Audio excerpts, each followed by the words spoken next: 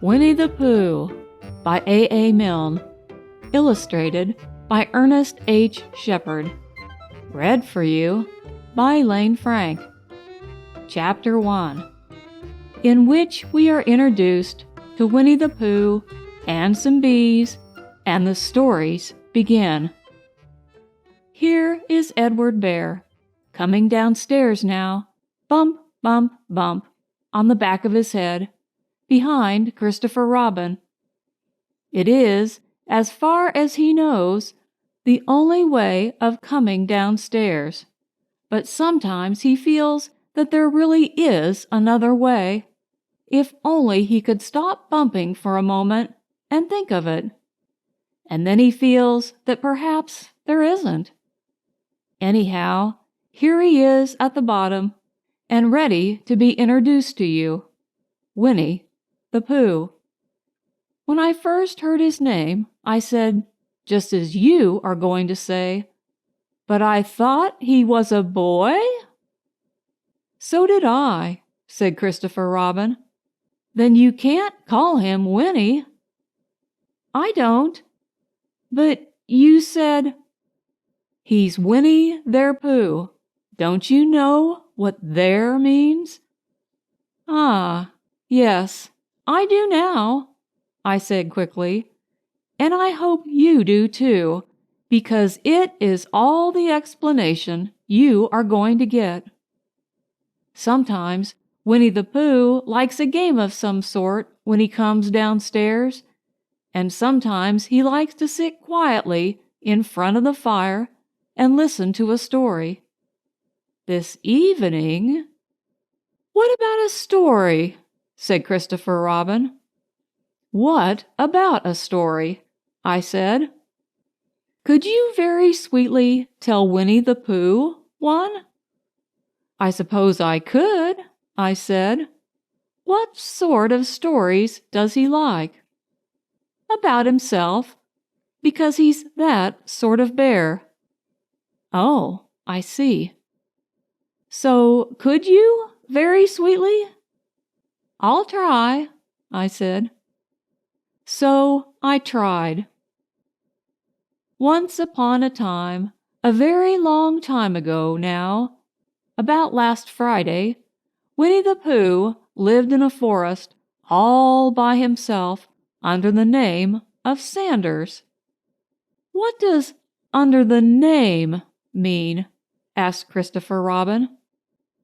It means he had the name over the door in gold letters, and lived under it.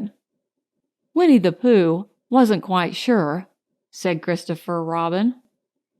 Now I am, said a growly voice. Then I will go on, said I. One day, when he was out walking, he came to an open place in the middle of the forest, and in the middle of this place was a large oak tree, and from the top of the tree there came a loud buzzing noise. Winnie the Pooh sat down at the foot of the tree, put his head between his paws, and began to think. First of all, he said to himself, that buzzing noise means something. You don't get a buzzing noise like that, just buzzing and buzzing, without its meaning something. If there's a buzzing noise, somebody's making a buzzing noise. And the only reason for making a buzzing noise that I know of is because you're a bee.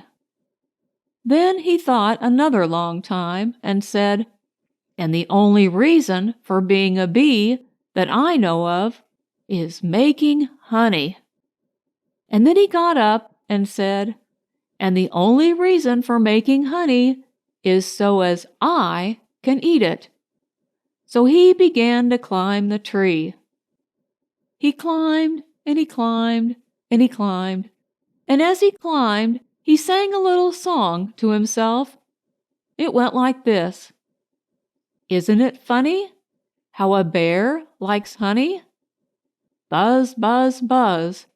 I wonder why he does. Then he climbed a little further, and a little further, and then just a little further. By that time, he had thought of another song. It's a very funny thought that if bears were bees, they'd build their nests at the bottom of trees, and that being so, if the bees were bears, we shouldn't have to climb up all these stairs. He was getting rather tired by this time, so that is why he sang a complaining song. He was nearly there now, and if he just stood on that branch— Crack! "Oh, help!" said Pooh, as he dropped 10 feet on the branch below him. "If only I hadn't," he said, as he bounced 20 feet onto the next branch. "You see what I meant to do," he explained, as he turned head over heels and crashed on to another branch 30 feet below. "What I meant to do—" "Of course, it was rather," he admitted, as he slithered very quickly through the next 6 branches. "It all comes, I suppose," he decided, as he said goodbye to the last branch, spun round 3 times, and flew gracefully into a gorse bush.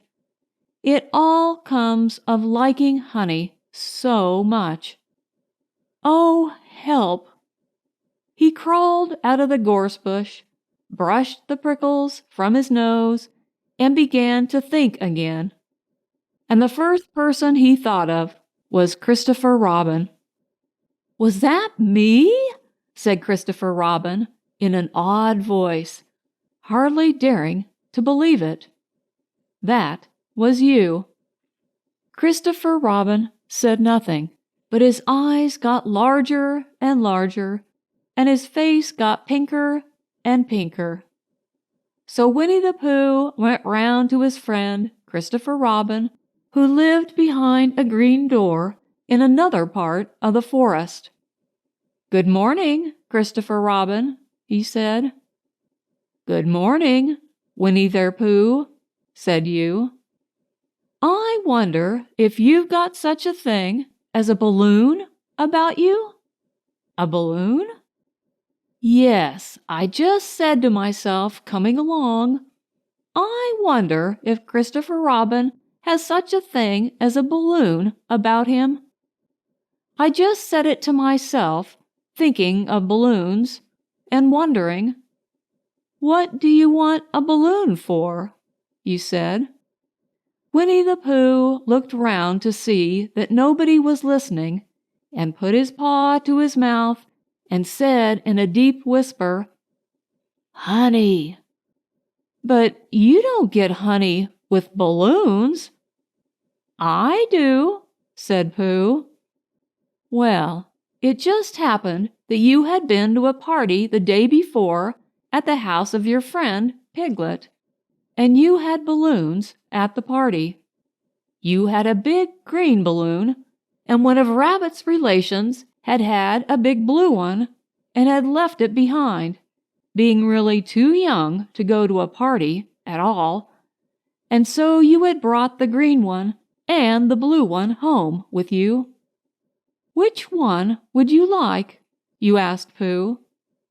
He put his head between his paws and thought very carefully. "It's like this," he said. "When you go after honey with a balloon, the great thing is not to let the bees know you're coming. Now, if you have a green balloon, they might think you were only part of the tree and not notice you. And if you have a blue balloon, they might think you were only part of the sky and not notice you.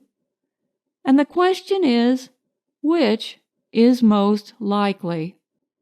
Wouldn't they notice you underneath the balloon?" you asked. "They might, or they might not," said Winnie the Pooh. You never can tell with bees." He thought for a moment and said, "I shall try to look like a small black cloud. That will deceive them." "Then you had better have a blue balloon," you said, and so it was decided. Well, you both went out with a blue balloon, and you took your gun with you, just in case, as you always did, and Winnie the Pooh went to a very muddy place that he knew of, and rolled until he was black all over, and then when the balloon was blown up as big, and you and Pooh were both holding on to the string, you let go suddenly, and Pooh Bear floated gracefully up into the sky and stayed there, level with the top of the tree and about 20 feet away from it. "Hooray!" you shouted. "Isn't that fine?" shouted Winnie the Pooh, down to you. "What do I look like?" "You look like a bear holding on to a balloon," you said. "Not," said Pooh anxiously, "not like a small black cloud in a blue sky?" "Not very much." "Ah, well, perhaps from up here it looks different. And as I say, you never can tell with bees." There was no wind to blow him nearer to the tree, so there he stayed. He could see the honey, he could smell the honey, but he couldn't quite reach the honey. After a little while, he called down to you.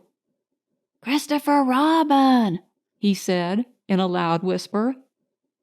"Hello." "I think the bees suspect something." "What sort of thing?"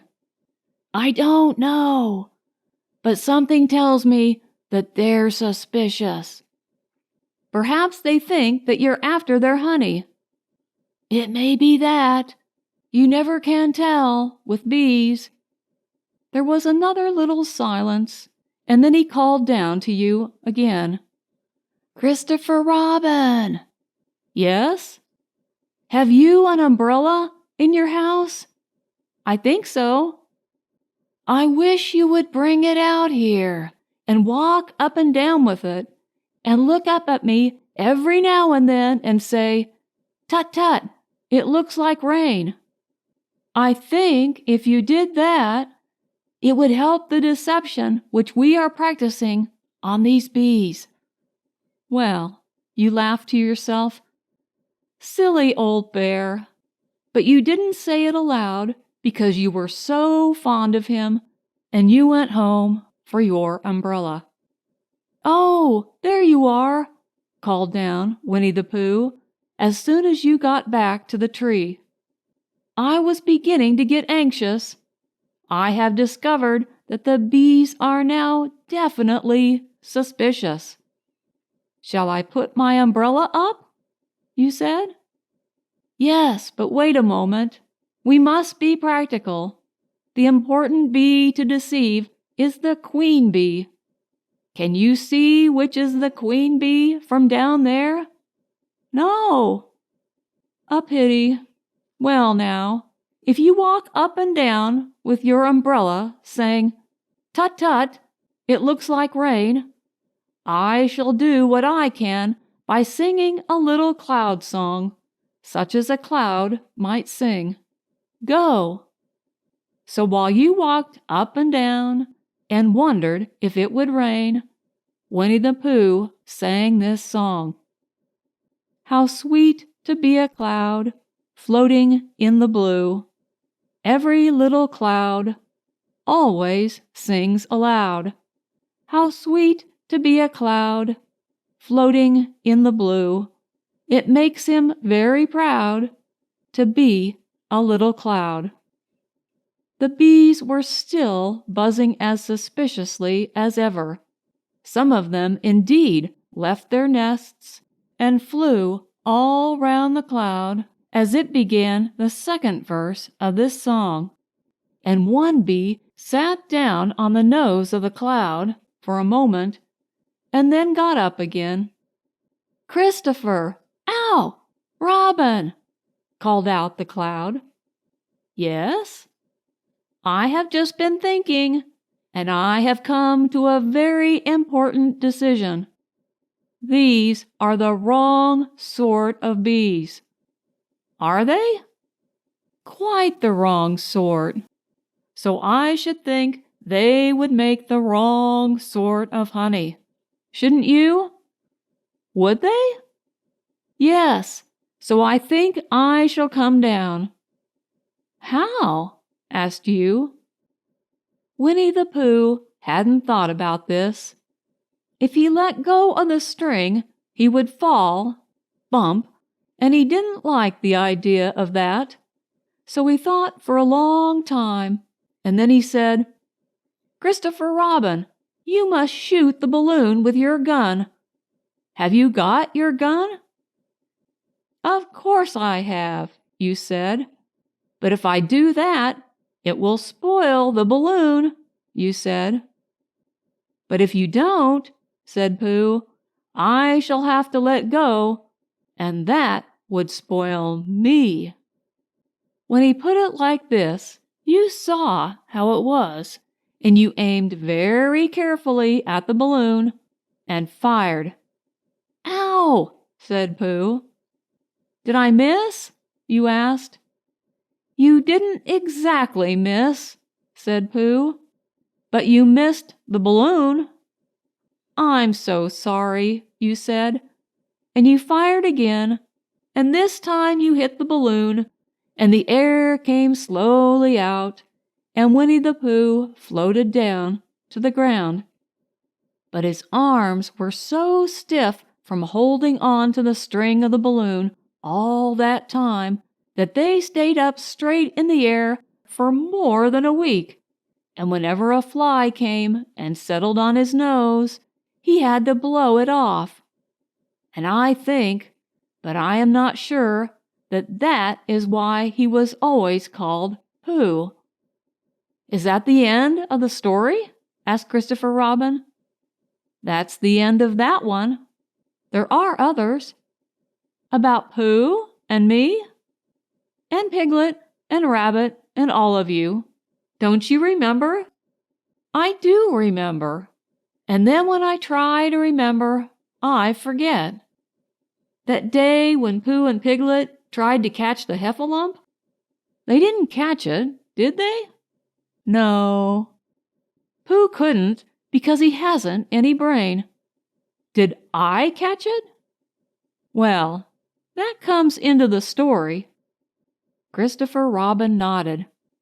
"I do remember," he said, "only Pooh doesn't very well. So that's why he likes having it told to him again, because then it's a real story and not just a remembering." "That's just how I feel," I said. Christopher Robin gave a deep sigh, picked up his bear by the leg, and walked off to the door, trailing Pooh behind him. At the door he turned and said, "Coming to see me have my bath?" "I might," I said. "I didn't hurt him when I shot him, did I?" "Not a bit." He nodded and went out, and in a moment I heard Winnie the Pooh bump, bump, bump, going up the stairs behind him.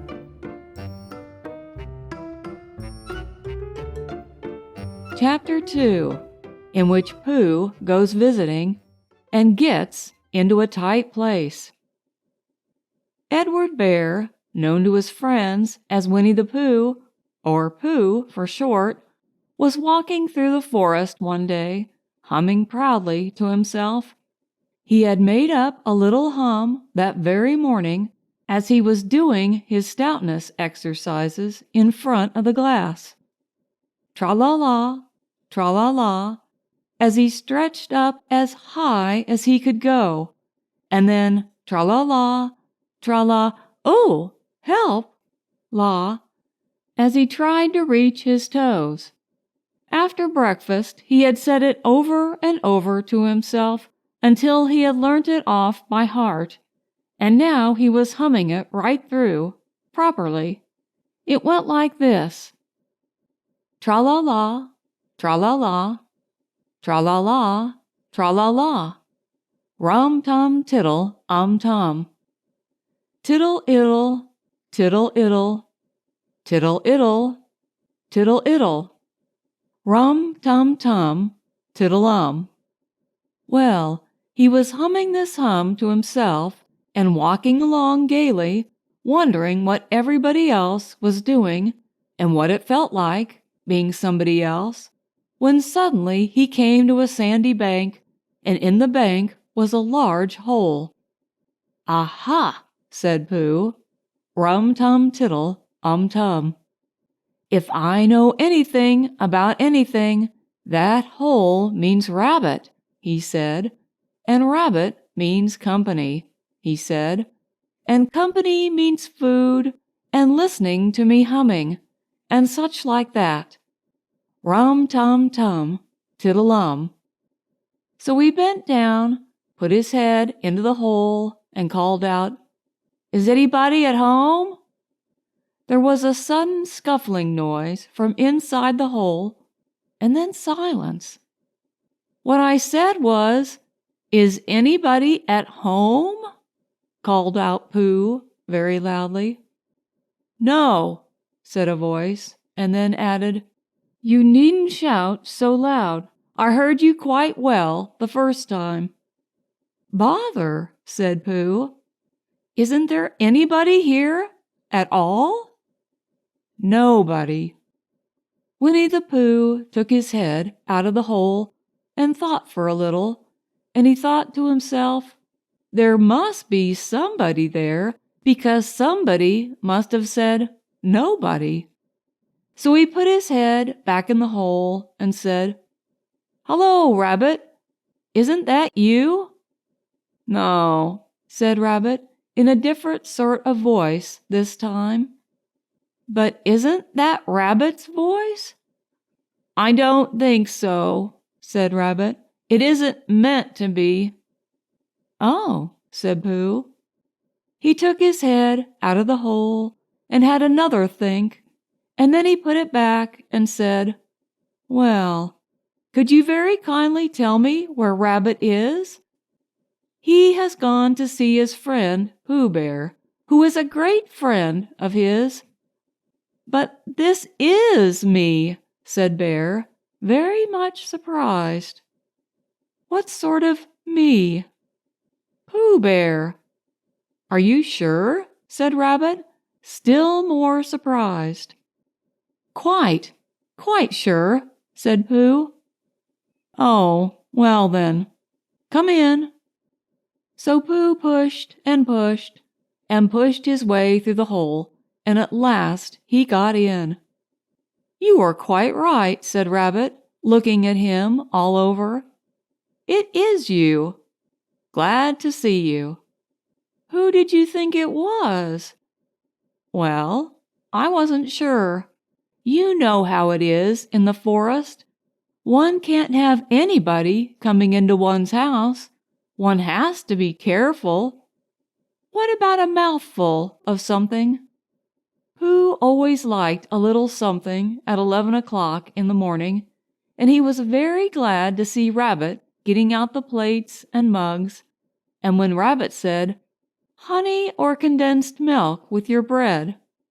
he was so excited that he said, "Both," and then, so as to not seem greedy, he added, "But don't bother about the bread, please." And for a long time after that, he said nothing, until at last, humming to himself in a rather sticky voice, he got up, shook Rabbit lovingly by the paw, and said that he must be going on. "Must you?" said Rabbit politely. "Well," said Pooh, "I could stay a little longer if you—" and he tried very hard to look in the direction of the larder. "As a matter of fact," said Rabbit, "I was going out myself directly." "Oh, well then, I'll be going on. Good-bye." Well, goodbye, if you're sure you won't have any more." "Is there any more?" asked Pooh quickly. Rabbit took the covers off the dishes and said, "No, there wasn't." "I thought not," said Pooh, nodding to himself. "Well, goodbye. I must be going on." So he started to climb out of the hole. He pulled with his front paws and pushed with his back paws, and in a little while his nose was out in the open again, and then his ears, and then his front paws, and then his shoulders, and then, "Oh, help!" said Pooh. "I'd better go back." "Oh, bother!" said Pooh. "I shall have to go on." "I can't do either," said Pooh. "Oh, help and bother." Now by this time, Rabbit wanted to go for a walk too, and finding the front door full, he went out by the back door and came round to Pooh and looked at him. "Hello, are you stuck?" he asked. "No," said Pooh carelessly, "just resting and thinking and humming to myself." "Here, give us a paw." Pooh Bear stretched out a paw, and Rabbit pulled and pulled and pulled. "Ow!" cried Pooh. "You're hurting." "The fact is," said Rabbit, "you're stuck." "It all comes," said Pooh crossly, "of not having front doors big enough." "It all comes," said Rabbit sternly, "of eating too much." "I thought at the time," said Rabbit. "Only I didn't like to say anything," said Rabbit. "That one of us was eating too much," said Rabbit. "And I knew it wasn't me," he said. "Well, well, I shall go and fetch Christopher Robin." Christopher Robin lived at the other end of the forest, and when he came back with Rabbit and saw the front half of Pooh, he said, "Silly old bear," in such a loving voice that everybody felt quite hopeful again. "I was just beginning to think," said Bear, sniffing slightly, "that Rabbit might never be able to use his front door again. And I should hate that," he said. "So should I," said Rabbit. "Use his front door again," said Christopher Robin. "Of course he'll use his front door again." "Good," said Rabbit. "If we can't pull you out, Pooh, we might push you back." Rabbit scratched his whiskers thoughtfully and pointed out that when once Pooh was pushed back, he was back, and of course nobody was more glad to see Pooh than he was. Still, there it was. Some lived in trees, and some lived underground, and— "You mean I'd never get out?" said Pooh. "I mean," said Rabbit, "that having got so far, it seems a pity to waste it." Christopher Robin nodded. "Then there's only one thing to be done," he said. "We shall have to wait for you to get thin again." "How long does getting thin take?" asked Pooh anxiously. "About a week, I should think." "But I can't stay here for a week." "You can stay here all right, silly old bear. It's getting you out which is so difficult." "We'll read to you," said Rabbit cheerfully. "And I hope it won't snow," he added.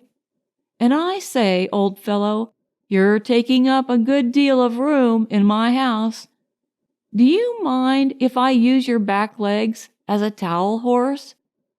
Because, I mean, there they are, doing nothing, and it would be very convenient just to hang the towels on them." "A week?" said Pooh gloomily. "What about meals?" "I'm afraid no meals," said Christopher Robin, "because of getting thin quicker. but we will read to you." Bear began to sigh, and then found he couldn't because he was so tightly stuck, and a tear rolled down his eye as he said, "Then would you read a sustaining book, such as would help and comfort a wedged bear in great tightness?" So for a week, Christopher Robin read that sort of book at the north end of Pooh, and Rabbit hung his washing on the south end, and in between, Bear felt himself getting slenderer and slenderer. And at the end of the week, Christopher Robin said, "Now." So he took hold of Pooh's front paws, and Rabbit took hold of Christopher Robin, and all Rabbit's friends and relations took hold of Rabbit, and they all pulled together, and for a long time Pooh only said, "Ow!" and "Oh!" And then, all of a sudden, he said, just as if a cork were coming out of a bottle. And Christopher Robin and Rabbit and all Rabbit's friends and relations went head over heels backwards, and on the top of them came Winnie the Pooh, free. So, with a nod of thanks to his friends, he went on with his walk through the forest, humming proudly to himself. But Christopher Robin looked after him lovingly and said to himself, "Silly old bear."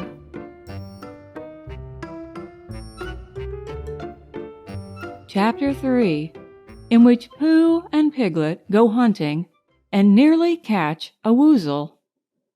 Piglet lived in a very grand house in the middle of a beech tree, and the beech tree was in the middle of the forest, and the piglet lived in the middle of the house. Next to his house was a piece of broken board which had "Trespassers W" on it. When Christopher Robin asked the piglet what it meant, he said that it was his grandfather's name and had been in the family for a long time. Christopher Robin said you couldn't be called Trespassers W, and Piglet said yes, you could, because his grandfather was, and it was short for Trespassers Will, which was short for Trespassers William. And his grandfather had had 2 names in case he lost one: Trespassers, after an uncle, and William, after the trespassers. "I've got 2 names," said Christopher Robin carelessly. "Well, there you are. That proves it," said Piglet. One fine winter's day, when Piglet was brushing away the snow in front of his house, he happened to look up, and there was Winnie the Pooh. Pooh was walking round and round in a circle, thinking of something else, and when Piglet called to him, he just went on walking. "Hello," said Piglet. "What are you doing?" "Hunting," said Pooh. "Hunting what?" "Tracking something," said Winnie the Pooh, very mysteriously. "Tracking what?" said Piglet, coming closer.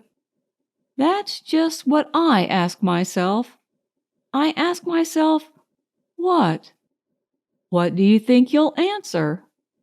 "I shall have to wait until I catch up with it," said Winnie the Pooh. "Now, look there."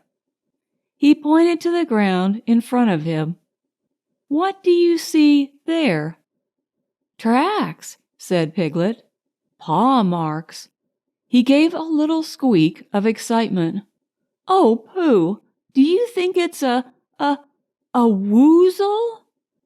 "It may be," said Pooh. "Sometimes it is, and sometimes it isn't. You never can tell with paw marks." With these few words he went on tracking, and Piglet, after watching him for a minute or 2, ran after him.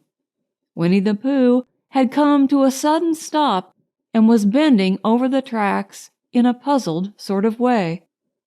"What's the matter?" asked Piglet. "It's a very funny thing," said Bear, "but there seem to be two animals now. This whatever it was has been joined by another whatever it is, and the two of them are now proceeding in company. Would you mind coming with me, Piglet, in case they turn out to be hostile animals?" Piglet scratched his ear in a nice sort of way and said that he had nothing to do until Friday and would be delighted to come, in case it really was a woozle. "You mean in case it really is two woozles," said Winnie the Pooh, and Piglet said that anyhow he had nothing to do until Friday, so off they went together. There was a small spinney of larch trees just here, and it seemed as if the two woozles, if that is what they were, had been going round this spinney. So round the spinney went Pooh and Piglet after them, Piglet passing the time by telling Pooh what his grandfather, Trespassers W, had done to remove stiffness after tracking, and how his grandfather, Trespassers W, had suffered in his later years from shortness of breath and other matters of interest, and Pooh wondering what a grandfather was like, and if perhaps this was two grandfathers they were after now, and if so, whether he would be allowed to take one home and keep it, and what Christopher Robin would say. And still the tracks went on in front of them. Suddenly, Winnie the Pooh stopped and pointed excitedly in front of him. "Look!" "What?" said Piglet with a jump. And then, to show that he hadn't been frightened, he jumped up and down once or twice more in an exercising sort of way. "The tracks," said Pooh. "A third animal has joined the other two." "Pooh!" cried Piglet. "Do you think it is another woozle?" "No," said Pooh, "because it makes different marks. It is either two woozles and one, as it might be whizzle, or two, as it might be whizzles, and one, if so it is, woozle. Let us continue to follow them." So they went on, feeling just a little anxious now, in case the three animals in front of them were of hostile intent. And Piglet wished very much that his grandfather T.W. were there, instead of elsewhere, and Pooh thought how nice it would be if they met Christopher Robin suddenly, but quite accidentally, and only because he liked Christopher Robin so much. And then, all of a sudden, Winnie the Pooh stopped again and licked the tip of his nose in a cooling manner, for he was feeling more hot and anxious than ever in his life before them. There were 4 animals in front of them. Do you see, Piglet? Look at their tracks. 3, as it were, woozles, and one of them as it was whizzle. Another woozle has joined them. And so it seemed to be. There were the tracks, crossing over each other here, getting muddled up with each other there, but quite plainly, every now and then, the tracks of 4 sets of paws. "I think," said Piglet, when he had licked the tip of his nose too, and found that it brought very little comfort, "I think that I have just remembered something. I have just remembered something that I forgot to do yesterday and shan't be able to do tomorrow. So I suppose I really ought to go back and do it now." "We'll do it this afternoon, and I'll come with you," said Pooh. "It isn't the sort of thing you can do in the afternoon," said Piglet quickly. "It's a very particular morning thing, that has to be done in the morning, and if possible, between the hours of— What would you say the time was? About 12, said Winnie the Pooh, looking at the sun. Between, as I was saying, the hours of 12 and 12:05. So really, dear old Pooh, if you'll excuse me— What's that? Pooh looked up at the sky, and then, as he heard the whistle again, he looked up into the branches of a big oak tree, and then he saw a friend of his. It's Christopher Robin, he said. Ah, then, you'll be all right, said Piglet. You'll be quite safe with him. Goodbye. And he trotted off home as quickly as he could, very glad to be out of all danger again. Christopher Robin came slowly down his tree. Silly old bear, he said, what were you doing? First, you went round the spinney twice by yourself, and then Piglet ran after you, and you went round again together, and then you were just going round a fourth time. Wait a moment, said Winnie the Pooh, holding up his paw. He sat down and thought, in the most thoughtful way he could think. Then he fitted his paw into one of the tracks, and then he scratched his nose twice and stood up. Yes, said Winnie the Pooh. I see now, said Winnie the Pooh. I have been foolish and deluded, said he, and I am a bear of no brain at all. You're the best bear in all the world, said Christopher Robin soothingly. Am I? Said Pooh hopefully, and then he brightened up suddenly. Anyhow, he said, it is nearly luncheon time. And so he went home for it.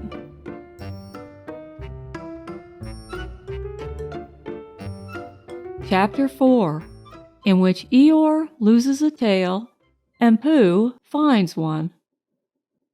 The old gray donkey, Eeyore, stood by himself in a thistly corner of the forest, his front feet well apart, his head on one side, and thought about things. Sometimes he thought sadly to himself, why? And sometimes he thought, wherefore? And sometimes he thought, inasmuch as which? And sometimes he didn't quite know what he was thinking about. So when Winnie the Pooh came stumping along, Eeyore was very glad to be able to stop thinking for a little in order to say, How do you do? In a gloomy manner to him. And how are you? Said Winnie the Pooh.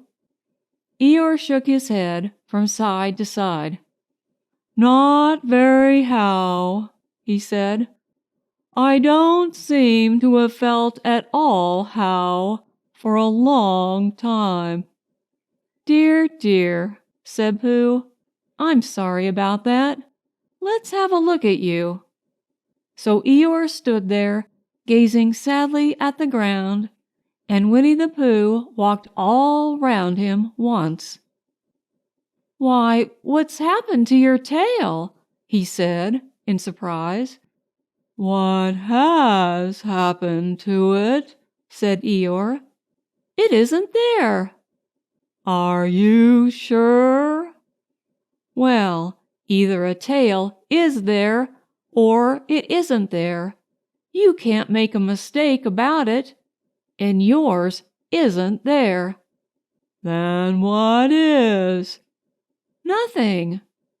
Let's have a look, said Eeyore, and he turned slowly round to the place where his tail had been a little while ago, and then, finding that he couldn't catch it up, he turned round the other way until he came back to where he was at first, and then he put his head down and looked between his front legs, and at last he said with a long, sad sigh, I believe you're right."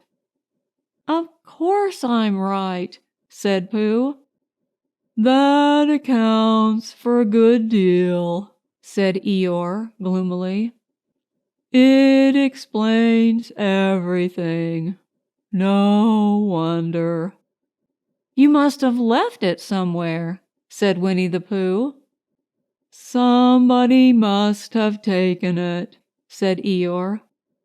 "How like them," he added, after a long silence. Pooh felt that he ought to say something helpful about it, but didn't quite know what, so he decided to do something helpful instead. "Eeyore," he said solemnly, "I, Winnie the Pooh, will find your tail for you." "Thank you, Pooh," answered Eeyore. "You're a real friend," he said. "Not like some," he said.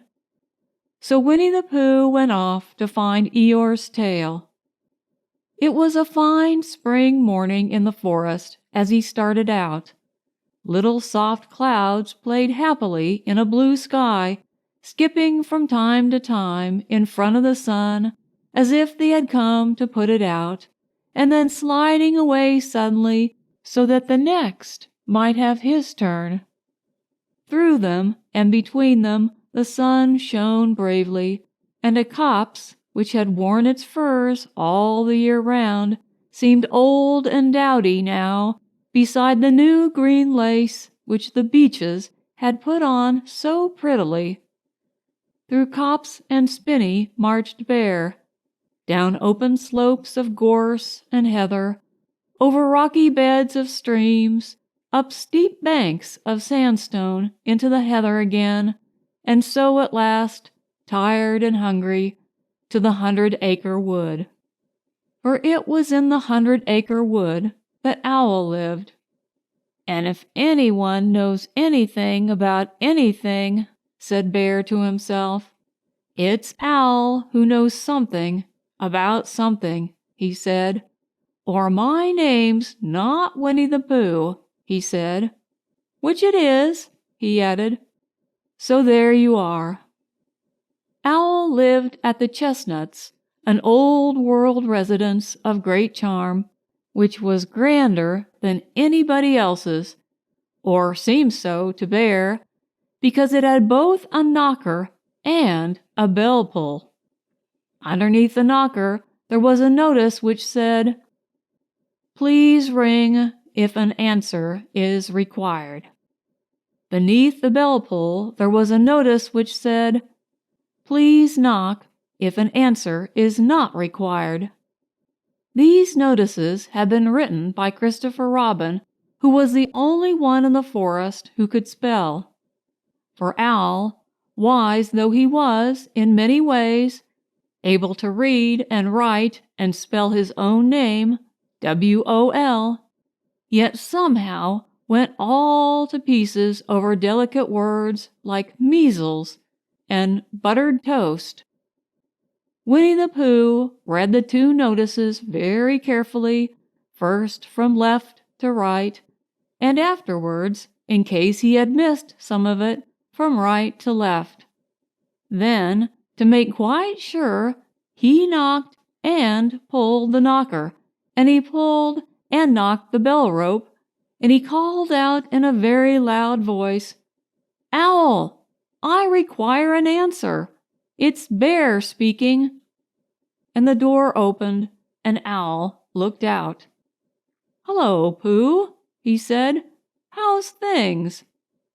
"Terrible and sad," said Pooh, "because Eeyore, who is a friend of mine, has lost his tail, and he's moping about it. So could you very kindly tell me how to find it for him?" "Well," said Owl, "the customary procedure in such cases is as follows." "What does crustamony proceed cake mean?" said Pooh. "For I am a bear of very little brain, and long words bother me."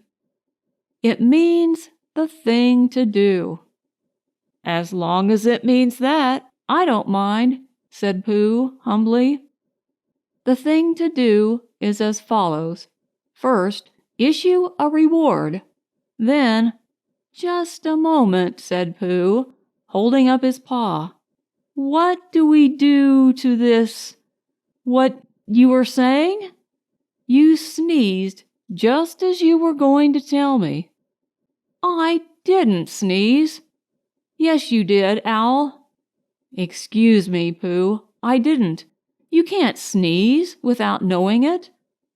Well, you can't know it without something having been sneezed. What I said was, first issue a reward. You're doing it again, said Pooh sadly. A reward, said Owl very loudly. We write a notice to say that we will give a large something to anybody who finds Eeyore's tail. I see, said Pooh, nodding his head. Talking about large somethings, he went on dreamily, I generally have a small something about now, about this time in the morning. And he looked wistfully at the cupboard in the corner of Owl's parlor.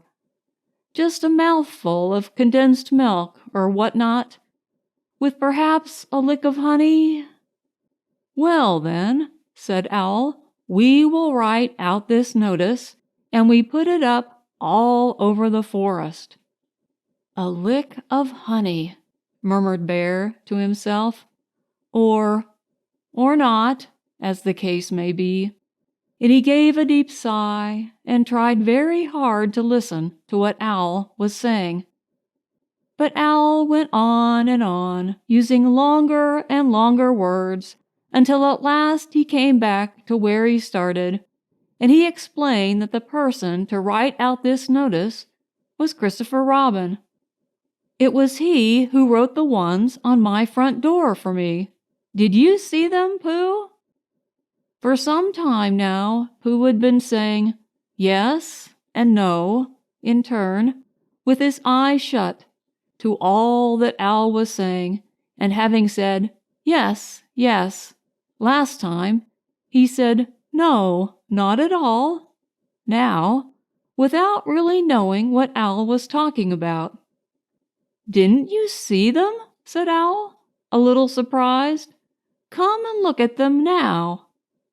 So they went outside, and Pooh looked at the knocker and the notice below it, and he looked at the bell rope and the notice below it, and the more he looked at the bell rope, the more he felt that he had seen something like it somewhere else, sometime before. Handsome bell rope, isn't it? Said Owl. Pooh nodded. It reminds me of something, he said, but I can't think what. Where did you get it? I just came across it in the forest. It was hanging over a bush, and I thought at first that somebody lived there. So I rang it, and nothing happened. And then I rang it again very loudly, and it came off in my hand. And as nobody seemed to want it, I took it home and— Owl, said Pooh solemnly, you made a mistake. Somebody did want it. Who? Eeyore, my friend Eeyore. He was fond of it. Fond of it? Attached to it, said Winnie the Pooh, sadly. So, with these words, he unhooked it and carried it back to Eeyore, and when Christopher Robin had nailed it on in its right place again, Eeyore frisked about the forest, waving his tail so happily that Winnie the Pooh came over all funny and had to hurry home for a little snack of something to sustain him. And, wiping his mouth half an hour afterwards, he sang to himself proudly, Who found the tail? I, said Pooh. at 1:45, only it was 11:15, really. I found the tail.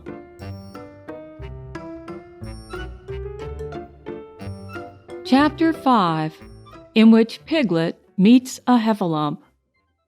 One day, when Christopher Robin and Winnie the Pooh and Piglet were all talking together, Christopher Robin finished the mouthful he was eating and said carelessly, "I saw a heffalump today, Piglet." "What was it doing?" asked Piglet. "Just lumping along," said Christopher Robin. "I don't think it saw me." "I saw one once," said Piglet. "At least, I think I did," he said.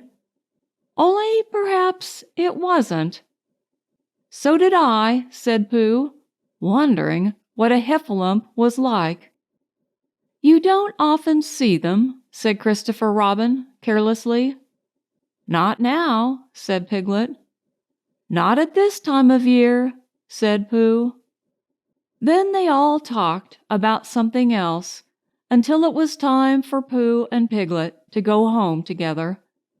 At first, as they stumped along the path which edged the 100-acre wood, they didn't say much to each other, but when they came to the stream and had helped each other across the stepping stones and were able to walk side by side again over the heather, they began to talk in a friendly way about this and that, and Piglet said, "If you see what I mean, Pooh." And Pooh said, "It's just what I think myself, Piglet." And Piglet said, "But, on the other hand, Pooh, we must remember." And Pooh said, "Quite true, Piglet, although I had forgotten it for the moment." And then, just as they came to the 6 pine trees, Pooh looked round to see that nobody was listening, and said in a very solemn voice, "Piglet, I have decided something." "What have you decided, Pooh?" "I have decided to catch a heffalump." Pooh nodded his head several times as he said this, and waited for Piglet to say, "How?" or "Pooh, you couldn't," or something helpful of that sort. But Piglet said nothing. The fact was, Piglet was wishing that he had thought about it first. "I shall do it," said Pooh, after waiting a little longer, "by means of a trap. And it must be a cunning trap, so you will have to help me, Piglet." "Pooh," said Piglet, feeling quite happy again now, "I will." And then he said, "How shall we do it?" And Pooh said, "That's just it. How?" And then they sat down together to think it out. Pooh's first idea was that they should dig a very deep pit, and then the heffalump would come along and fall into the pit and— "Why?" said Piglet. "Why what?" said Pooh. "Why would he fall in?" Pooh rubbed his nose with his paw and said that the heffalump might be walking along, humming a little song, and looking up at the sky, wondering if it would rain, and so he wouldn't see the very deep pit until he was halfway down, when it would be too late. Piglet said that this was a very good trap, but suppose it were raining already? Pooh rubbed his nose again and said that he hadn't thought of that, and then he brightened up and said that if it were raining already, the heffalump would be looking at the sky wondering if it would clear up, and so he wouldn't see the very deep pit until he was halfway down, when it would be too late. Piglet said that now that this point had been explained, he thought it was a cunning trap. Pooh was very proud when he heard this, and he felt that the heffalump was as good as caught already. But there was just one other thing which had to be thought about, and it was this. Where should they dig the very deep pit? Piglet said that the best place would be somewhere where a heffalump was, just before he fell into it, only about a foot farther on. But then he would see us digging it, said Pooh. Not if he was looking at the sky. He would suspect, said Pooh, if he happened to look down. He thought for a long time, and then added sadly, "It isn't as easy as I thought. I suppose that's why heffalumps hardly ever get caught." "That must be it," said Piglet. They sighed and got up, and when they had taken a few gorse prickles out of themselves, they sat down again, and all of the time Pooh was saying to himself, "If only I could think of something," for he felt sure that a very clever brain could catch a heffalump if only he knew the right way to go about it. "Suppose," he said to Piglet, "you wanted to catch me. How would you do it?" "Well," said Piglet, "I should do it like this.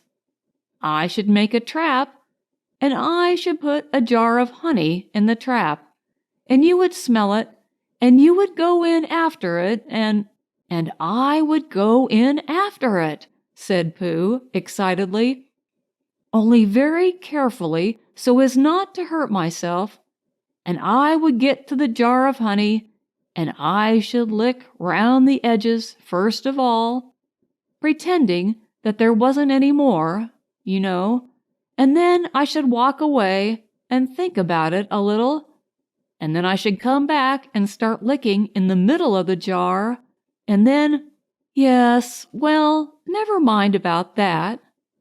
There you would be, and there I should catch you. Now, the first thing to think of is, what do heffalumps like? I should think acorns, shouldn't you? We'll get a lot of, I say, wake up, Pooh." Pooh, who had gone into a happy dream, woke up with a start and said that honey was a much more trappy thing than haycorns. Piglet didn't think so, and they were just going to argue about it when Piglet remembered that, if they put acorns in the trap, he would have to find the acorns, but if they put honey, then Pooh would have to give up some of his own honey. So he said, "All right, honey, then," just as Pooh remembered it too, and was going to say, "All right, haycorns."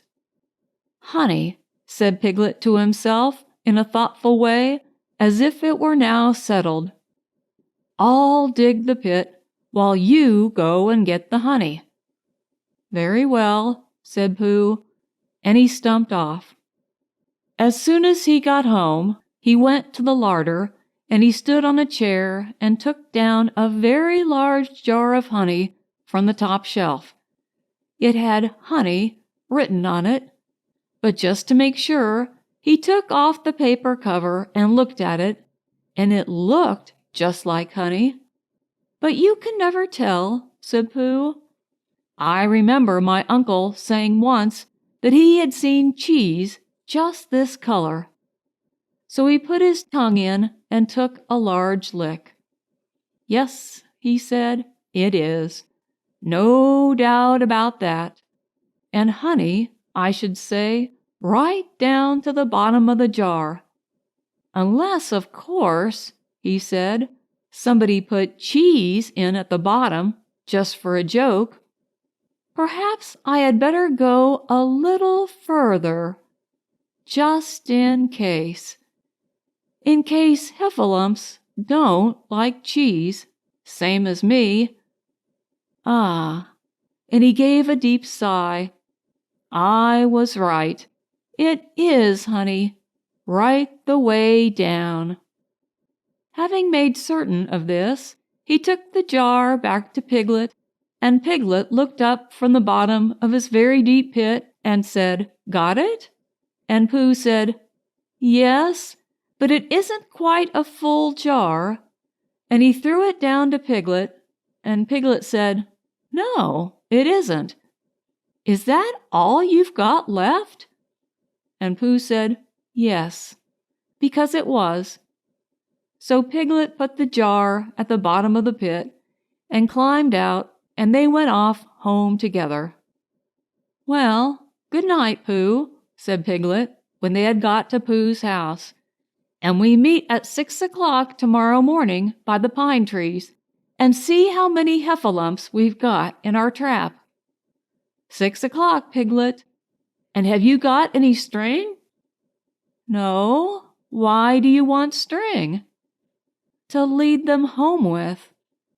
"Oh, I think heffalumps come if you whistle." "Some do, and some don't. You can never tell with heffalumps. Well, good night." "Good night." And off Piglet trotted to his house, Trespassers W., while Pooh made his preparations for bed. Some hours later, just as the night was beginning to steal away, Pooh woke up suddenly with a sinking feeling. He had had that sinking feeling before, and he knew what it meant. He was hungry. So he went to the larder, and he stood on a chair and reached up to the top shelf and found nothing. "That's funny," he thought. "I know I had a jar of honey there. A full jar, full of honey, right up to the top, and it had honey written on it so that I should know it was honey. Well, that's very funny." And then he began to wander up and down, wondering where it was, and murmuring a murmur to himself like this: "It's very, very funny, 'cause I know I had some honey, 'cause it had a label on saying honey. A galoptious full-up pot, too, and I don't know where it's got to. No, I don't know where it's gone. Well, it's funny." He had murmured this to himself 3 times in a singing sort of way, when suddenly he remembered. He had put it into the cunning trap to catch the heffalump. "Bother," said Pooh. "It all comes of trying to be kind to heffalumps." And he got back into bed. But he couldn't sleep. The more he tried to sleep, the more he couldn't. He tried counting sheep, which is always a good way of getting to sleep, and as that was no good, he tried counting heffalumps. But that was worse, because every heffalump that he counted was making straight for a pot of Pooh's honey, and eating it all. For some minutes he lay there miserably. But when the 587th heffalump was licking its jaws and saying to itself, "Very good honey, this. I don't know when I've tasted better," Pooh could bear it no longer. He jumped out of bed, he ran out of the house, and he ran straight to the 6 pine trees. The sun was still in bed, but there was a lightness in the sky over the 100-acre wood, which seemed to show that it was waking up and would soon be kicking off the clothes. In the half-light, the pine tree looked cold and lonely, and the very deep pit seemed deeper than it was, and Pooh's jar of honey at the bottom was something mysterious, a shape and no more. But as he got nearer to it, his nose told him that it was indeed honey, and his tongue came out and began to polish up his mouth, ready for it. "Bother," said Pooh, as he got his nose inside the jar. "A heffalump has been eating it." And then he thought a little and said, "Oh, no, I did. I forgot." Indeed, he he had eaten most of it, but there was a little left at the very bottom of the jar, and he pushed his head right in and began to lick. By and by, Piglet woke up. As soon as he woke, he said to himself, "Oh!" And then he said bravely, "Yes." And then, still more bravely, "Quite so." But he didn't feel very brave, for the word which was really jiggeting about his brain was heffalumps. What was a heffalump like? Was it fierce? Did it come when you whistled? And how did it come? Was it fond of pigs at all? If it was fond of pigs, did it make any difference what sort of pig?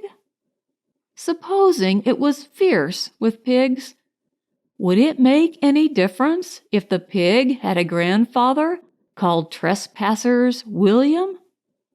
He didn't know the answer to any of these questions, and he was going to see his first heffalump in about an hour from now. Of course, Pooh would be with him, and it was much more friendly with two. But suppose heffalumps were very fierce with pigs and bears.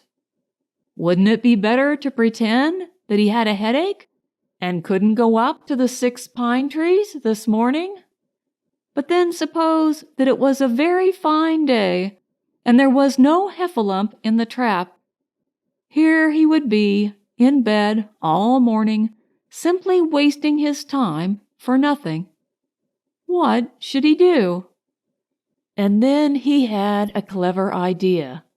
He would go up very quietly to the 6 pine trees now, peep very cautiously into the trap, and see if there was a heffalump there. And if there was, he would go back to bed, and if there wasn't, he wouldn't. So off he went. At first he thought that there wouldn't be a heffalump in the trap, and then he thought that there would, and as he got nearer, he was sure that there would, because he could hear it heffalumping about it like anything. "Oh dear, oh dear, oh dear, oh dear," said Piglet to himself, and he wanted to run away. But somehow, having got so near, he felt that he must just see what a heffalump was like. So he crept to the side of the trap and looked in. And all the time, Winnie the Pooh had been trying to get the honey jar off his head. The more he shook it, the more tightly it stuck. "Bother," he said, inside the jar, and "Oh, help," and mostly "Ow." And he tried bumping it against things, but as he couldn't see what he was bumping it against, it didn't help him. And he tried to climb out of the trap, but as he could see nothing but jar, and not much of that, he couldn't find his way. So at last he lifted up his head, jar and all, and made a loud roaring noise of sadness and despair.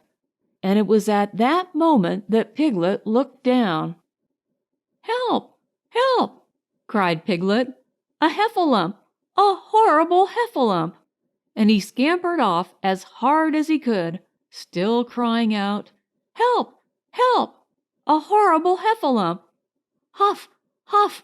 A hellable horralump! Hole! Hole! A huffable hellarump!" And he didn't stop crying and scampering until he got to Christopher Robin's house. "Whatever's the matter, Piglet?" said Christopher Robin, who was just getting up. "Heff!" said Piglet, breathing so hard that he could hardly speak. "A heff! A heff! A heffalump!" "Where?" "Up there," said Piglet, waving his paw. "What did it look like?" Like it had the biggest head you ever saw, Christopher Robin. A great enormous thing like nothing. A huge big, well, like I don't know, like an enormous big nothing, like a jar." "Well," said Christopher Robin, putting on his shoes, "I shall go and look at it. Come on." Piglet wasn't afraid if he had Christopher Robin with him, so off they went. "I can hear it, can't you?" said Piglet anxiously as they got near. "I can hear something," said Christopher Robin.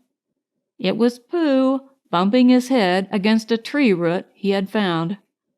"There," said Piglet, "isn't it awful?" And he held on tight to Christopher Robin's hand.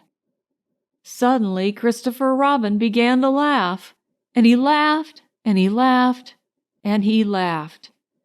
And while he was still laughing, crash went the heffalum's head against the tree root. Smash went the jar, and out came Pooh's head again. Then Piglet saw what a foolish piglet he had been, and he was so ashamed of himself that he ran straight off home and went to bed with a headache. But Christopher Robin and Pooh went home to breakfast together.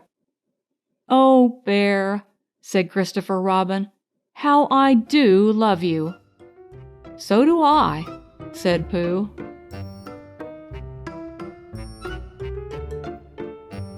Chapter 6, in which Eeyore has a birthday and gets 2 presents. Eeyore, the old gray donkey, stood by the side of the stream and looked at himself in the water. "Pathetic," he said. "That's what it is. Pathetic."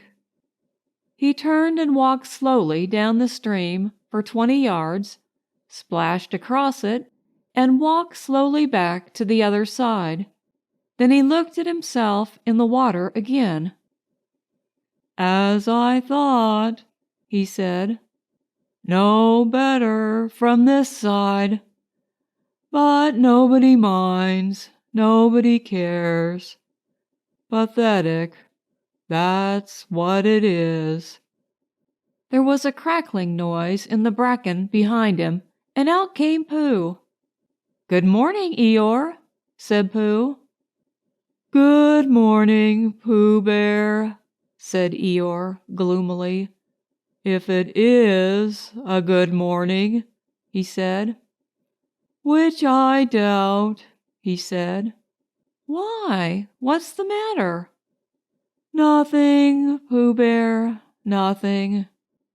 We can't all, and some of us don't.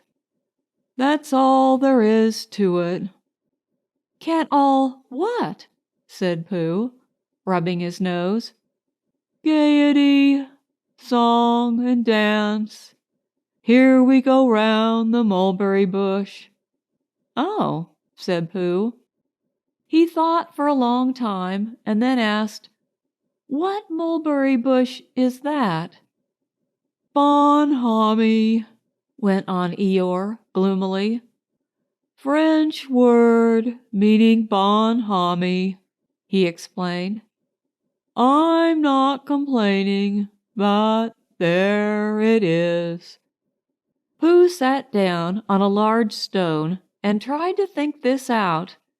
It sounded to him like a riddle, and he was never much good at riddles, being a bear of very little brain. So he sang Cottleston Pie instead.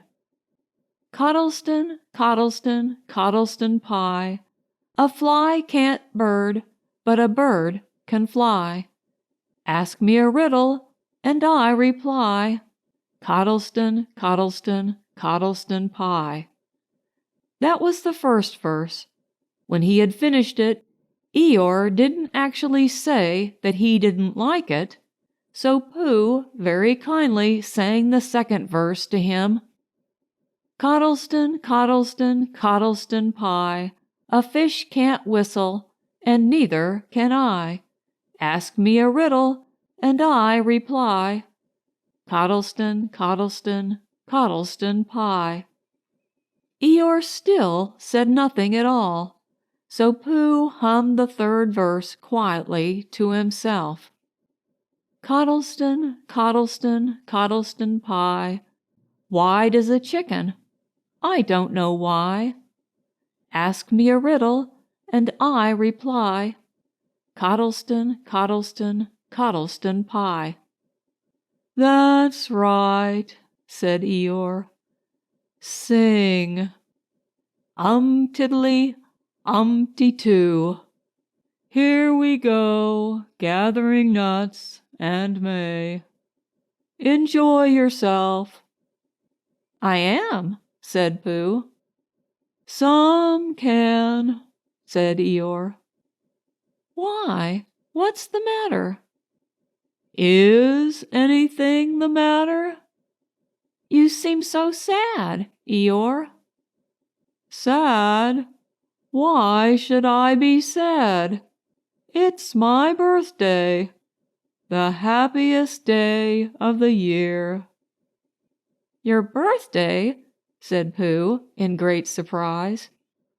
Of course it is. Can't you see?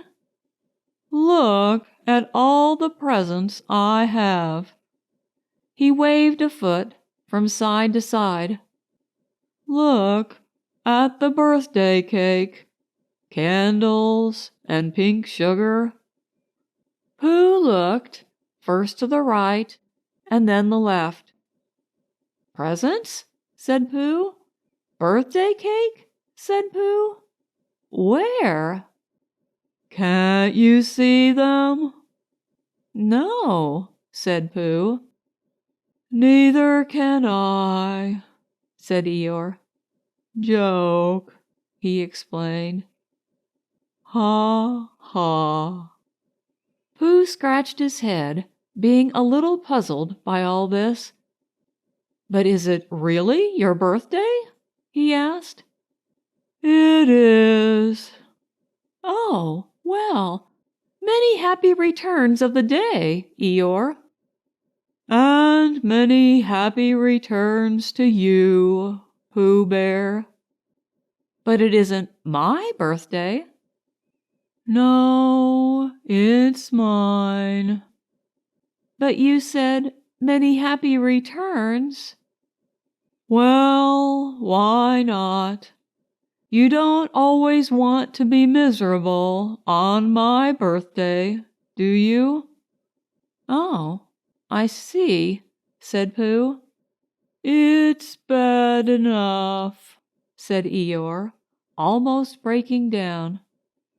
Being miserable myself, what with no presents, and no cake, and no candles, and no proper notice taken of me at all. But if everybody else is going to be miserable, too. This was too much for Pooh. Stay there, he called to Eeyore, as he turned and hurried back home as quick as he could, for he felt that he must get poor Eeyore a present of some sort at once, and he could always think of a proper one afterwards. Outside his house, he found Piglet, jumping up and down, trying to reach the knocker. "Hello, Piglet," he said. "Hello, Pooh," said Piglet. "What are you trying to do?" "I was trying to reach the knocker," said Piglet. "I just came round." "Let me do it for you," said Pooh kindly. So he reached up and knocked at the door. "I have just seen Eeyore," he began, "and poor Eeyore is in a very sad condition because it's his birthday, and nobody has taken any notice of it, and he's very gloomy. You know what Eeyore is. And there he was, and what a long time whoever lives here is answering this door." And he knocked again. "But Pooh," said Piglet, "it's your house." "Oh," said Pooh. "So it is," he said. "Well, let's go in." So in they went. The first thing Pooh did was to go to the cupboard to see if he had quite a small jar of honey left. And he had, so he took it down. "I'm giving this to Eeyore," he explained, "as a present."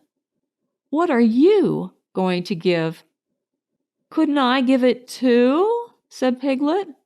"From both of us?" "No," said Pooh, "that would not be a good plan." "All right then, I'll give him a balloon. I've got one left from my party. I'll go and get it now. Shall I?"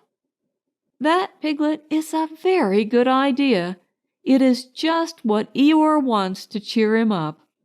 Nobody can be uncheered with a balloon." So off Piglet trotted, and in the other direction went Pooh with his jar of honey. It was a warm day, and he had a long way to go. He hadn't gone more than halfway when a sort of funny feeling began to creep all over him. It began at the tip of his nose and trickled all through him and out at the soles of his feet.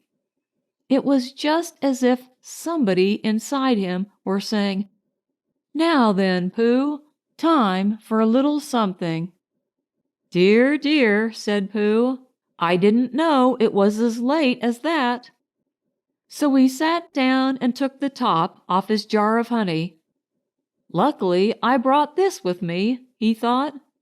"Many a bear going out on a warm day like this would never have thought of bringing a little something with him."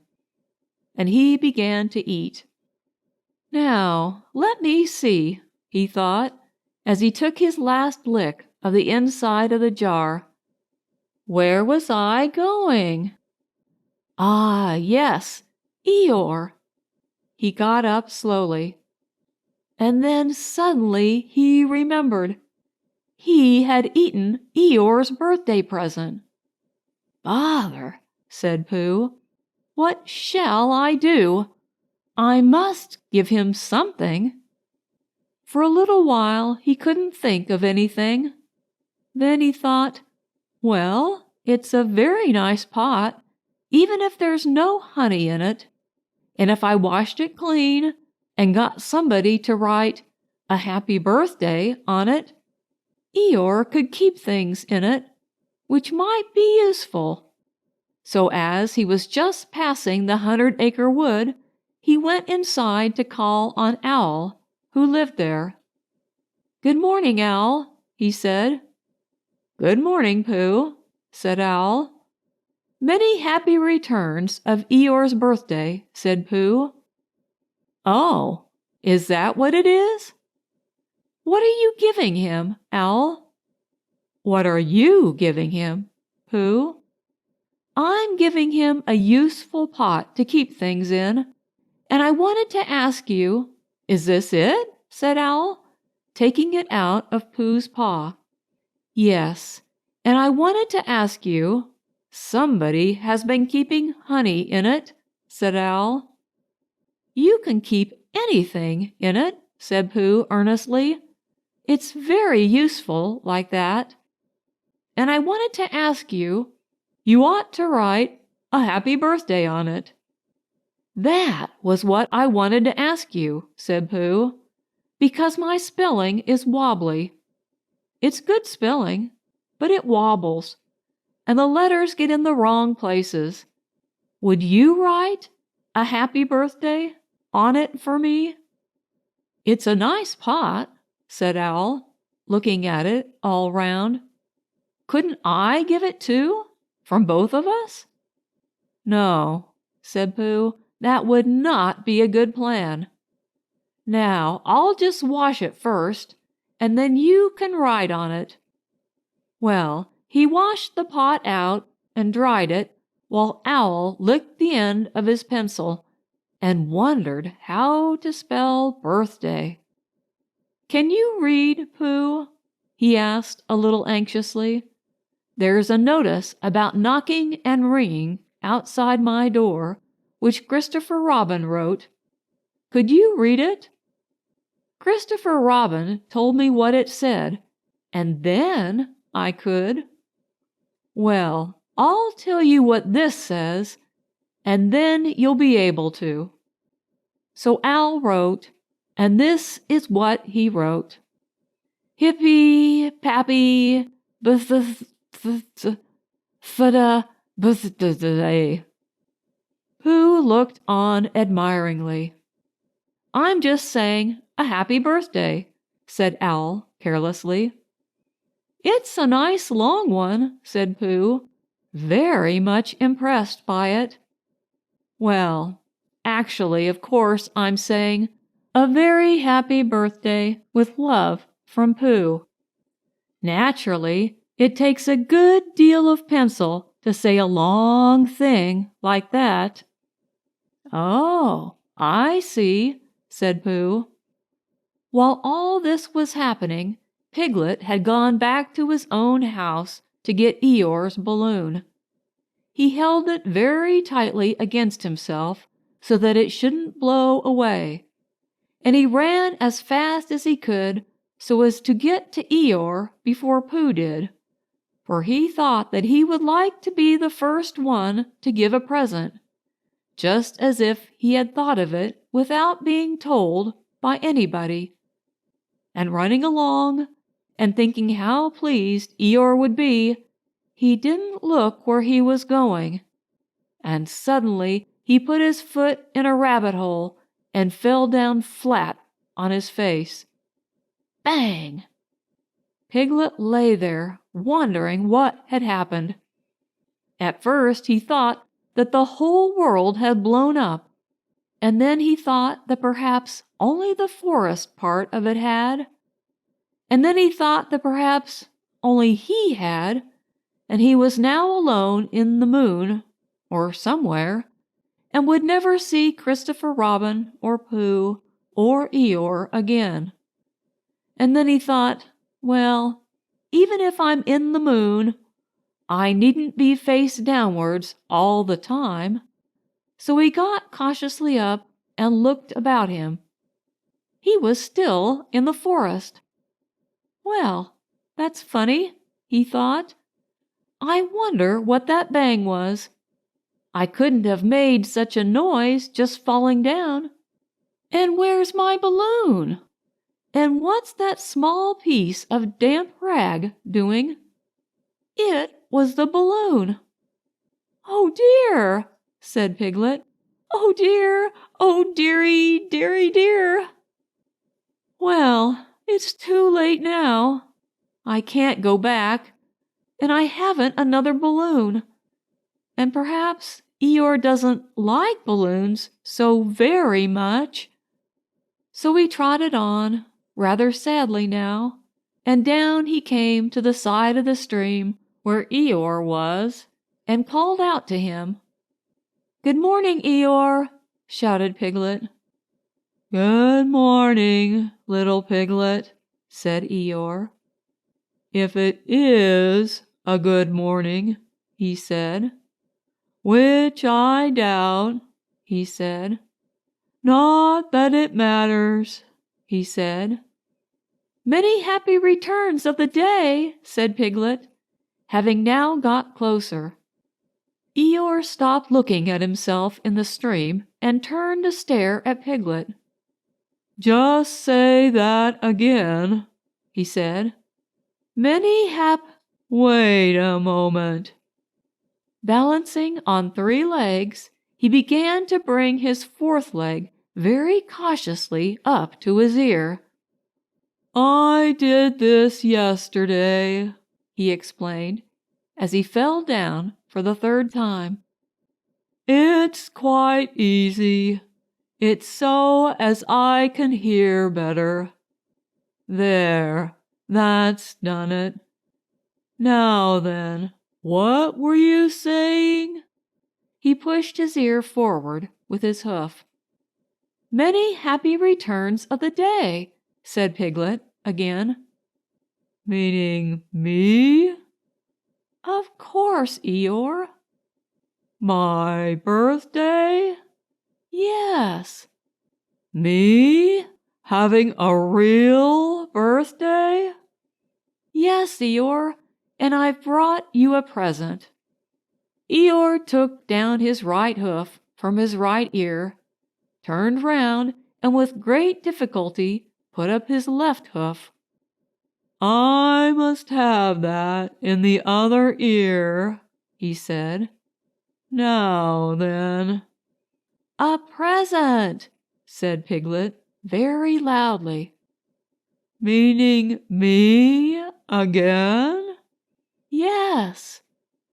"My birthday still?" "Of course, Eeyore." "Me going on having a real birthday?" "Yes, Eeyore, and I brought you a balloon." "Balloon?" said Eeyore.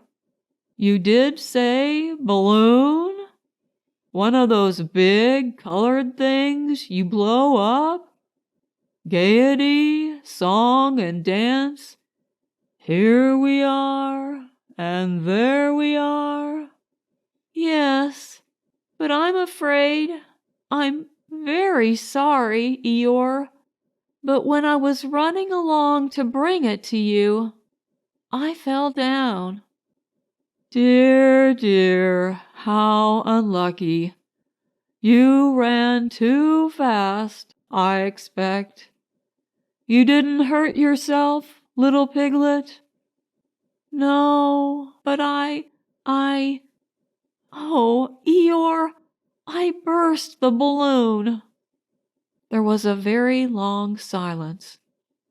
"My balloon?" said Eeyore at last. Piglet nodded. "My birthday balloon?" "Yes, Eeyore," said Piglet, sniffling a little.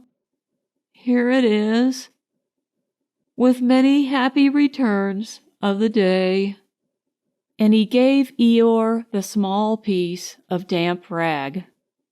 "Is this it?" said Eeyore, a little surprised. Piglet nodded. "My present?" Piglet nodded again. "The balloon?" "Yes."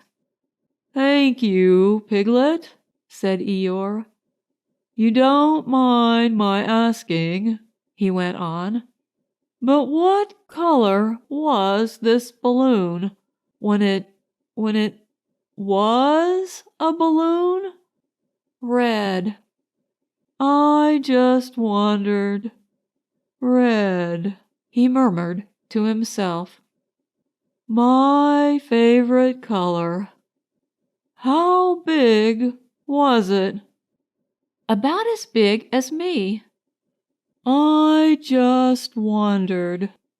About as big as Piglet," he said to himself sadly. "My favorite size. Well, well."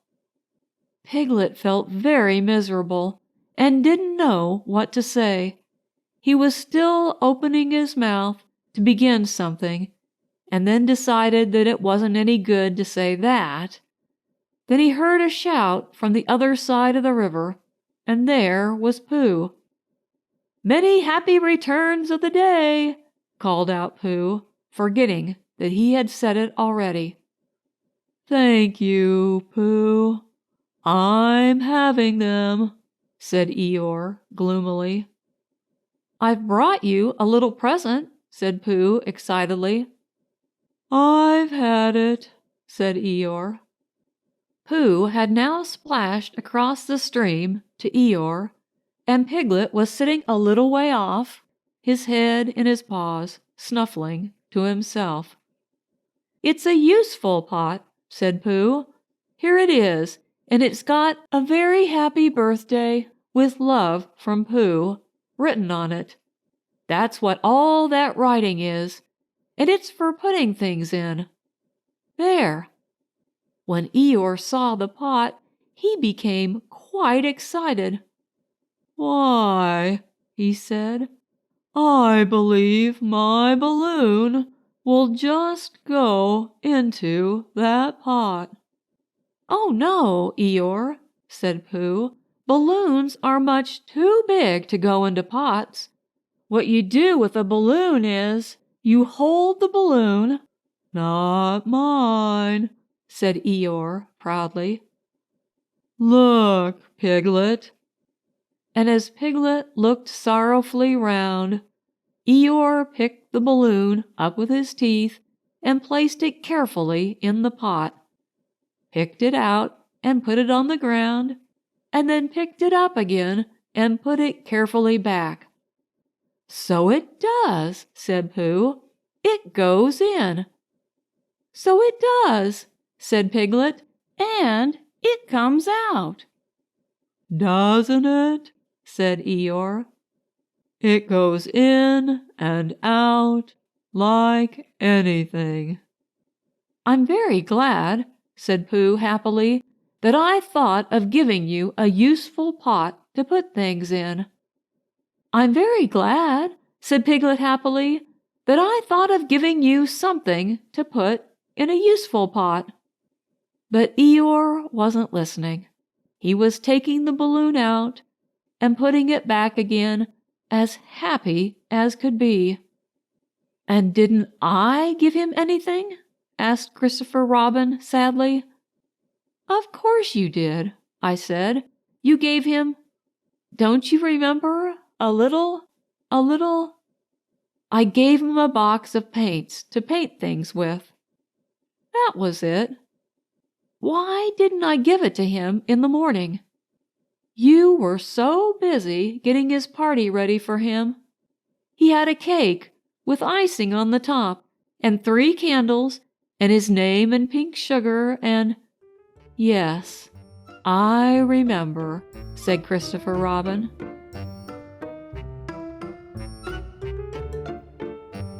Chapter 7, in which Kanga and Baby Roo come to the forest, and Piglet has a bath. Nobody seemed to know where they came from, but there they were in the forest, Kanga and Baby Roo. When Pooh asked Christopher Robin, "How did they come here?" Christopher Robin said, "In the usual way, if you know what I mean, Pooh." And Pooh, who didn't, said, "Oh." Then he nodded his head twice and said, "In the usual way. Ah." Then he went to call upon his friend Piglet to see what he thought about it. And at Piglet's house he found Rabbit, so they all talked about it together. "What I don't like about it is this," said Rabbit. "Here we are, you, Pooh, and you, Piglet, and me, and suddenly—" "And Eeyore," said Pooh. "And Eeyore, and then suddenly—" "An owl," said Pooh. "And owl, and then all of a sudden—" "Oh, and Eeyore," said Pooh. "I was forgetting him." "Here we are," said Rabbit, very slowly and carefully, "all of us. And then, suddenly, we wake up one morning, and what do we find? We find a strange animal among us, an animal of whom we have never even heard before, an animal who carries her family about with her in her pocket. Suppose I carried my family about with me in my pocket. How many pockets should I want?" 16, said Piglet. 17, isn't it? Said Rabbit. "And one more for a handkerchief. That's 18. 18 pockets in one suit. I haven't time." There was a long and thoughtful silence, and then Pooh, who had been frowning very hard for some minutes, said, "I make it 15. "What?" said Rabbit. 15. 15 what? "Your family." "What about them?" Pooh rubbed his nose and said that he thought Rabbit had been talking about his family. "Did I?" said Rabbit carelessly. "Yes, you said—" "Never mind, Pooh," said Piglet impatiently. "The question is, what are we to do about Kanga?" "Oh, I see," said Pooh. "The best way," said Rabbit, "would be this. The best way would be to steal Baby Roo and hide him, and then when Kanga says, 'Where's Baby Roo?' we say, 'Aha!'" "Aha!" said Pooh, practicing. "Aha! Aha!" "Of course," he went on, "we could say, 'Aha!' even if we hadn't stolen Baby Roo." "Pooh," said Rabbit kindly, "you haven't any brain." "I know," said Pooh humbly. "We say 'Aha!' so that Kanga knows that we know where Baby Roo is.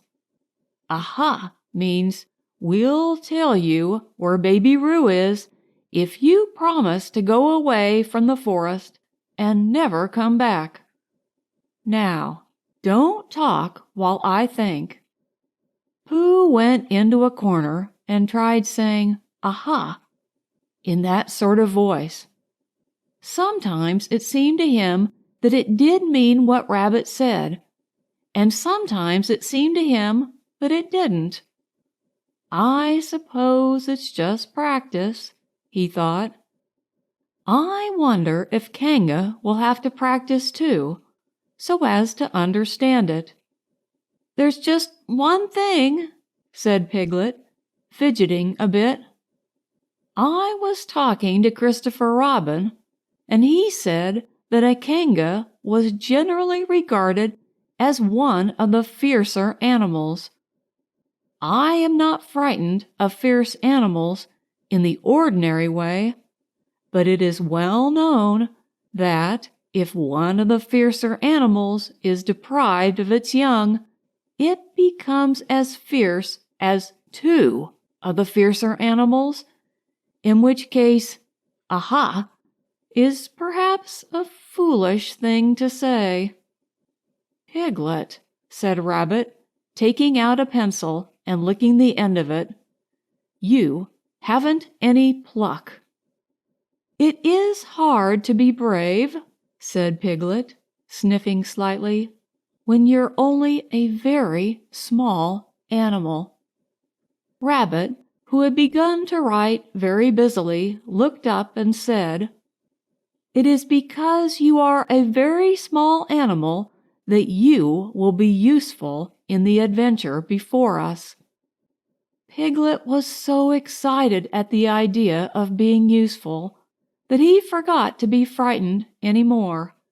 And when Rabbit went on to say that Kangas were only fierce during the winter months, being at other times of an affectionate disposition, he could hardly sit still. He was so eager to begin being useful at once. "What about me?" said Pooh sadly. "I suppose I shan't be useful?" "Never mind, Pooh," said Piglet comfortingly. "Another time, perhaps."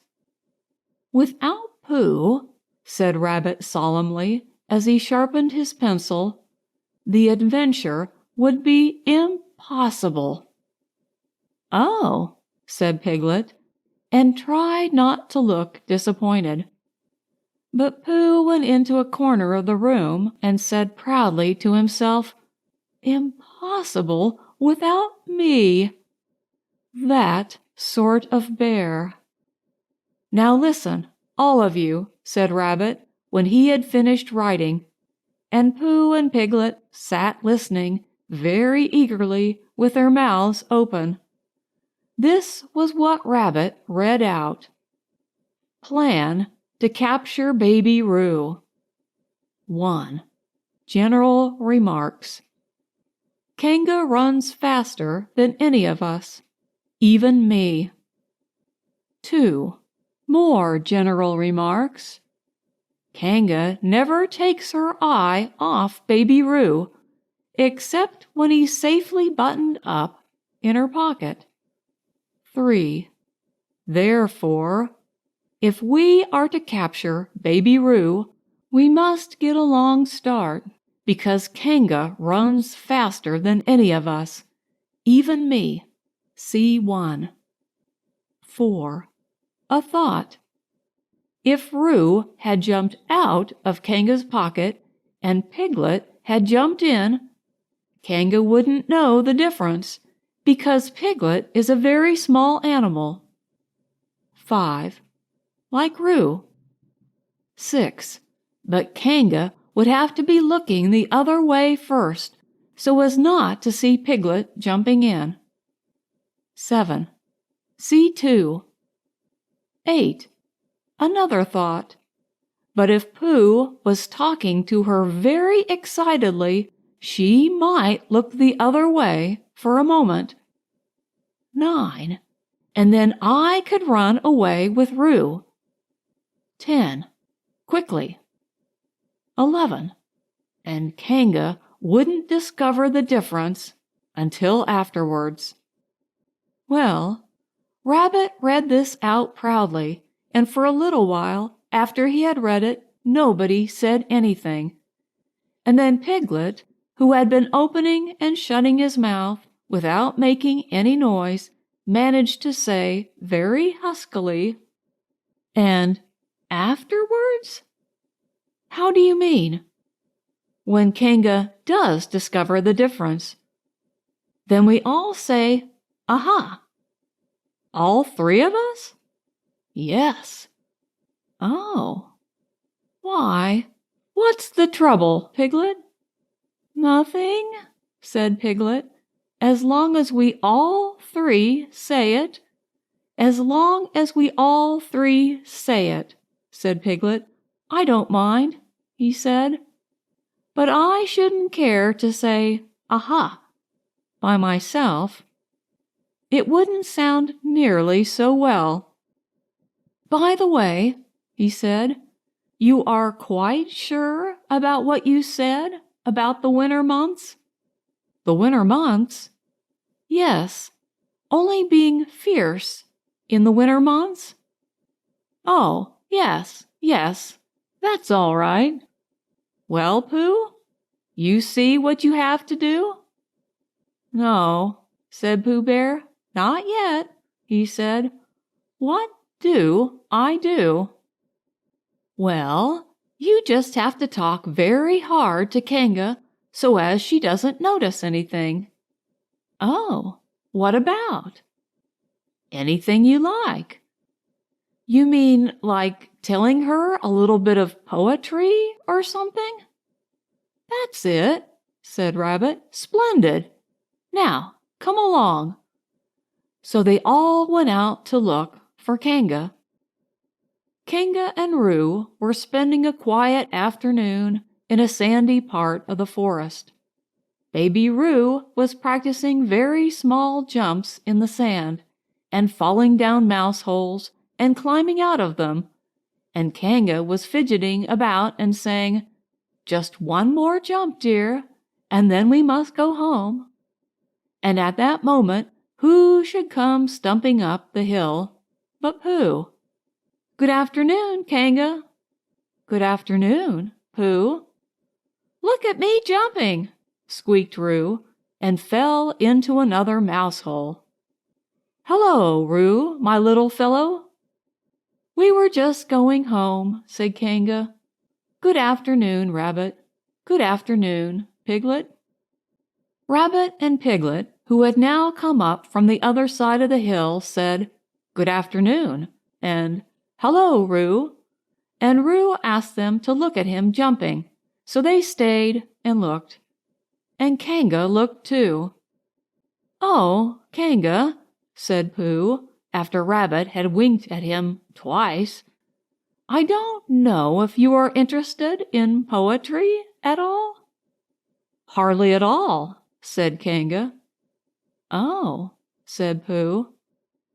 "Roo, dear, Just one more jump, and then we must go home." There was a short silence while Roo fell down another mouse hole. "Go on," said Rabbit in a loud whisper behind his paw. "Talking of poetry," said Pooh, "I made up a little piece as I was coming along. It went like this. Now, let me see." "Fancy," said Kanga. "Now, Roo dear." "You'll like this piece of poetry," said Rabbit. "You'll love it," said Piglet. "You must listen very carefully," said Rabbit. "So as not to miss any of it," said Piglet. "Oh, yes," said Kanga, but she still looked at Baby Roo. "How did it go, Pooh?" said Rabbit. Pooh gave a little cough and began. "Lines written by a bear of very little brain. On Monday, when the sun is hot, I wonder to myself a lot. Now is it true, or is it not, that what is which, and which is what? On Tuesday, when it hails and snows, the feeling on me grows and grows, that hardly anybody knows if those are these, and these are those. On Wednesday, when the sky is blue, and I have nothing else to do, I sometimes wonder if it's true that who is what, and what is who. On Thursday, when it starts to freeze, and hoarfrost twinkles on the trees, how very readily one sees that these are whose, but whose are these? On Friday, yes, it is, isn't it? Said Kanga, not waiting to hear what happened on Friday. Just one more jump, Roo dear, and then we really must be going. Rabbit gave Pooh a hurrying up sort of nudge. Talking of poetry, said Pooh quickly, have you ever noticed that tree right over there? Where? Said Kanga. Now, Roo. Right over there, said Pooh, pointing behind Kanga's back. No, said Kanga. Now jump in, Roo dear, and we'll go home. You ought to look at that tree right over there, said Rabbit. Shall I lift you in, Roo? And he picked up Roo in his paws. I can see a bird in it from here, said Pooh. Or is it a fish? You ought to see that bird from here, said Rabbit. Unless it's a fish. It isn't a fish, it's a bird, said Piglet. So it is, said Rabbit. Is it a starling or a blackbird? Said Pooh. That's the whole question, said Rabbit. Is it a blackbird or a starling? And then at last Kanga did turn her head to look, and the moment that her head was turned, Rabbit said in a loud voice, In you go, Roo! And in jumped Piglet into Kanga's pocket, and off scampered Rabbit with Roo in his paws as fast as he could. Why, where's Rabbit? Said Kanga, turning round again. Are you all right, Roo dear? Piglet made a squeaky Roo noise from the bottom of Kanga's pocket. Rabbit had to go away, said Pooh. I think he thought of something he had to go and see about suddenly. And Piglet? I think Piglet thought of something at the same time, suddenly. Well, we must be getting home, said Kanga. Goodbye, Pooh. And in 3 large jumps she was gone. Pooh looked after her as she went. I wish I could jump like that, he thought. Some can and some can't. That's how it is. But there were moments when Piglet wished that Kanga couldn't. Often, when he had had a long walk home through the forest, he had wished that he were a bird. But now he thought jerkily to himself at the bottom of Kanga's pocket, "If this is flying, I shall never really take to it." As soon as he went up in the air, he said, "Ooh!" And as he came down, he said, "Ow!" And he was saying, "Ooh, ow! Ooh, ow! Ooh, ow!" all the way to Kanga's house. As soon as Kanga unbuttoned her pocket, she saw what had happened. Just for a moment, she thought she was frightened, and then she knew she wasn't, for she felt quite sure that Christopher Robin would never let any harm happen to Roo. So she said to herself, "If they are having a joke with me, I will have a joke with them." "Now then, Roo dear," she said, as she took Piglet out of her pocket. "Bedtime." "Aha!" said Piglet, as well as he could after his terrifying journey. But it wasn't a very good aha, and Kanga didn't seem to understand what it meant. "Bath first," said Kanga in a cheerful voice. "Aha!" said Piglet again, looking round anxiously for the others, but the others weren't there. Rabbit was playing with Baby Roo in his own house and feeling more fond of him every minute, and Pooh, who had decided to be a Kanga, was still at the sandy place on the top of the forest, practicing jumps. "I am not at all sure," said Kanga in a thoughtful voice, "that it wouldn't be a good idea to have a cold bath this evening. Would you like that, Roo dear?" Piglet, who had never been really fond of baths, shuddered a long, indignant shudder, and said in as brave a voice as he could, "Kanga, I see that the time has come to speak plainly."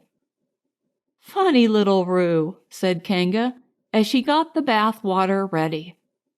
"I am not Roo," said Piglet loudly. "I am Piglet." "Yes, dear, yes," said Kanga soothingly, and imitating Piglet's voice, too. "So clever of him," she went on, as she took a large bar of yellow soap out of the cupboard. "What will he be doing next?" "Can't you see?" shouted Piglet. "Haven't you got eyes? Look at me." "I am looking, Roo dear," said Kanga rather severely, "and you know what I told you yesterday about making faces.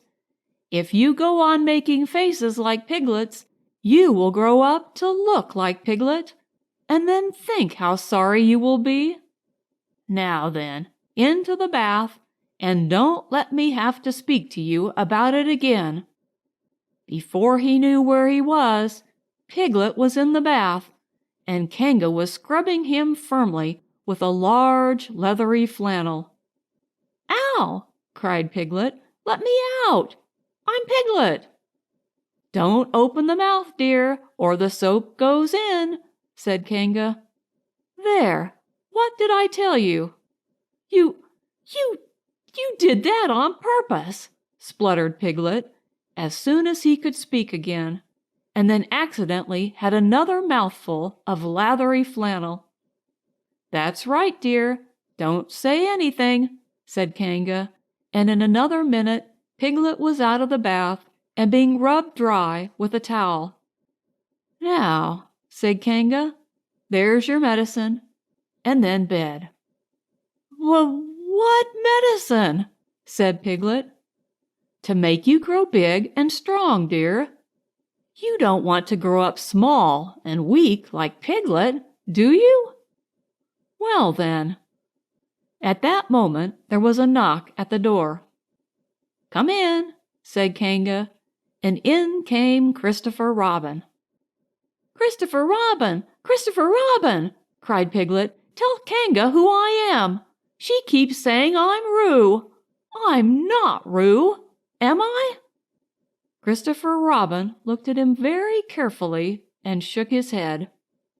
"You can't be Roo," he said, "because I've just seen Roo playing in Rabbit's house." "Well," said Kanga, "fancy that. Fancy my making a mistake like that." "There you are," said Piglet. "I told you so. I'm Piglet." Christopher Robin shook his head again. "Oh, you're not Piglet," he said. "I know Piglet well, and he's quite a different color."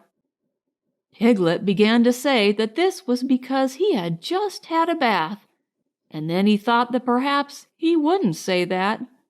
And as he opened his mouth to say something else, Kanga slipped the medicine spoon in, and then patted him on the back and told him that it was really quite a nice taste when you get used to it.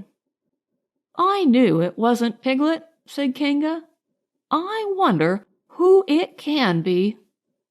"Perhaps it's some relation of Pooh's," said Christopher Robin. "What about a nephew or an uncle or something?" Kanga agreed that this was probably what it was, and said that they would have to call it by some name. "I shall call it Pooh-Tell," said Christopher Robin. "Henry Pooh-Tell, for short." And just when it was decided, Henry Pooh-Tell wriggled out of Kanga's arms and jumped to the ground. To his great joy, Christopher Robin had left the door open. Never had Henry Pooh-Tell Piglet run so fast as he had run then, and he didn't stop running until he had got quite close to his house. But when he was 100 yards away, he stopped running and rolled the rest of the way home, so as to get his own nice comfortable color again. So Kanga and Roo stayed in the forest.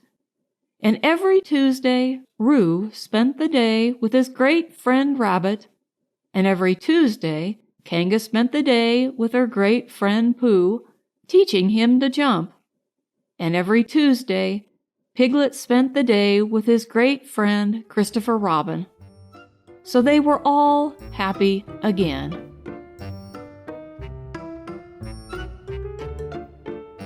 Chapter 8, in which Christopher Robin leads an expedition to the North Pole. One fine day, Pooh had stumped up to the top of the forest to see if his friend Christopher Robin was interested in bears at all. At breakfast that morning, a simple meal of marmalade spread lightly over a honeycomb or two, he had suddenly thought of a new song. It began like this: "Sing ho, for the life of a bear." When he had got as far as this, he scratched his head and thought to himself, "That's a very good start for a song, but what about the second line?" He tried singing ho 2 or 3 times, but it didn't seem to help. Perhaps it would be better, he thought, if I sang hi for the life of a bear. So he sang it, but it wasn't. "Very well, then," he said, "I shall sing that first line twice, and perhaps if I sing it very quickly, I shall find myself singing the third and fourth lines before I have time to think of them, and that will be a good song. Now then, sing ho for the life of a bear. Sing ho for the life of a bear. I don't mind much if it rains or snows, 'cause I've got a lot of honey on my nice new nose. I don't much care if it snows or thaws, 'cause I've got a lot of honey on my nice clean paws. Sing ho for a bear. Sing ho for a Pooh, and I'll have a little something in an hour or two." He was so pleased with this song that he sang it all the way to the top of the forest. And if I go on singing it much longer, he thought, it will be time for the little something. And then the last line won't be true. So we turned it into a hum instead. Christopher Robin was sitting outside his door, putting on his big boots. As soon as he saw the big boots, Pooh knew that an adventure was going to happen, and he brushed the honey off his nose with the back of his paw and spruced himself up as well as he could, so as to look ready for anything. "Good morning, Christopher Robin," he called out. "Hello, Pooh Bear. I can't get this boot on." "That's bad," said Pooh. "Do you think you could very kindly lean against me? 'Cause I keep pulling so hard that I fall over backwards." Pooh sat down, dug his feet into the ground, and pushed hard against Christopher Robin's back. And Christopher Robin pushed hard against his, and pulled at his boot until he had got it on. "And that's that," said Pooh. "What do we do next?"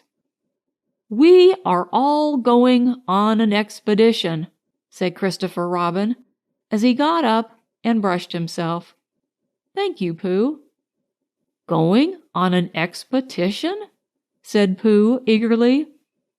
"I don't think I've ever been on one of those. Where are we going to on this expedition?" "Expedition, silly old bear. It's got an X in it." "Oh," said Pooh, "I know." But he didn't, really. "We're going to discover the North Pole." "Oh," said Pooh again. "What is the North Pole?" he asked. "It's just a thing you discover," said Christopher Robin carelessly, not being quite sure himself. "Oh, I see," said Pooh. "Are bears any good at discovering it?" "Of course they are, and Rabbit and Kanga and all of you. It's an expedition. That's what an expedition means, a long line of everybody. You'd better tell the others to get ready, while I see if my gun's all right. And we must all bring provisions." "Bring what?" "Things to eat." "Oh," said Pooh happily. "I thought you said provisions. I'll go and tell them." And he stumped off. The first person he met was Rabbit. "Hello, Rabbit," he said. "Is that you?" "Let's pretend it isn't," said Rabbit, "and see what happens." "I've got a message for you." I'll give it to him. "We're all going on an expedition with Christopher Robin." "What is it when we're on it?" "A sort of boat, I think," said Pooh. "Oh, that sort." "Yes, and we're going to discover a pole or something. Or was it a mole? Anyhow, we're going to discover it." "We are we?" said Rabbit. "Yes, and we've got to bring things to eat with us, in case we want to eat them. Now, I'm going down to Piglet's. Tell Kanga, will you?" He left Rabbit and hurried down to Piglet's house. The piglet was sitting on the ground at the door of his house, blowing happily at a dandelion, and wondering whether it would be this year, next year, sometime, or never. He had just discovered that it would be never, and was trying to remember what it was, and hoping it wasn't anything nice, when Pooh came up. "Oh, Piglet!"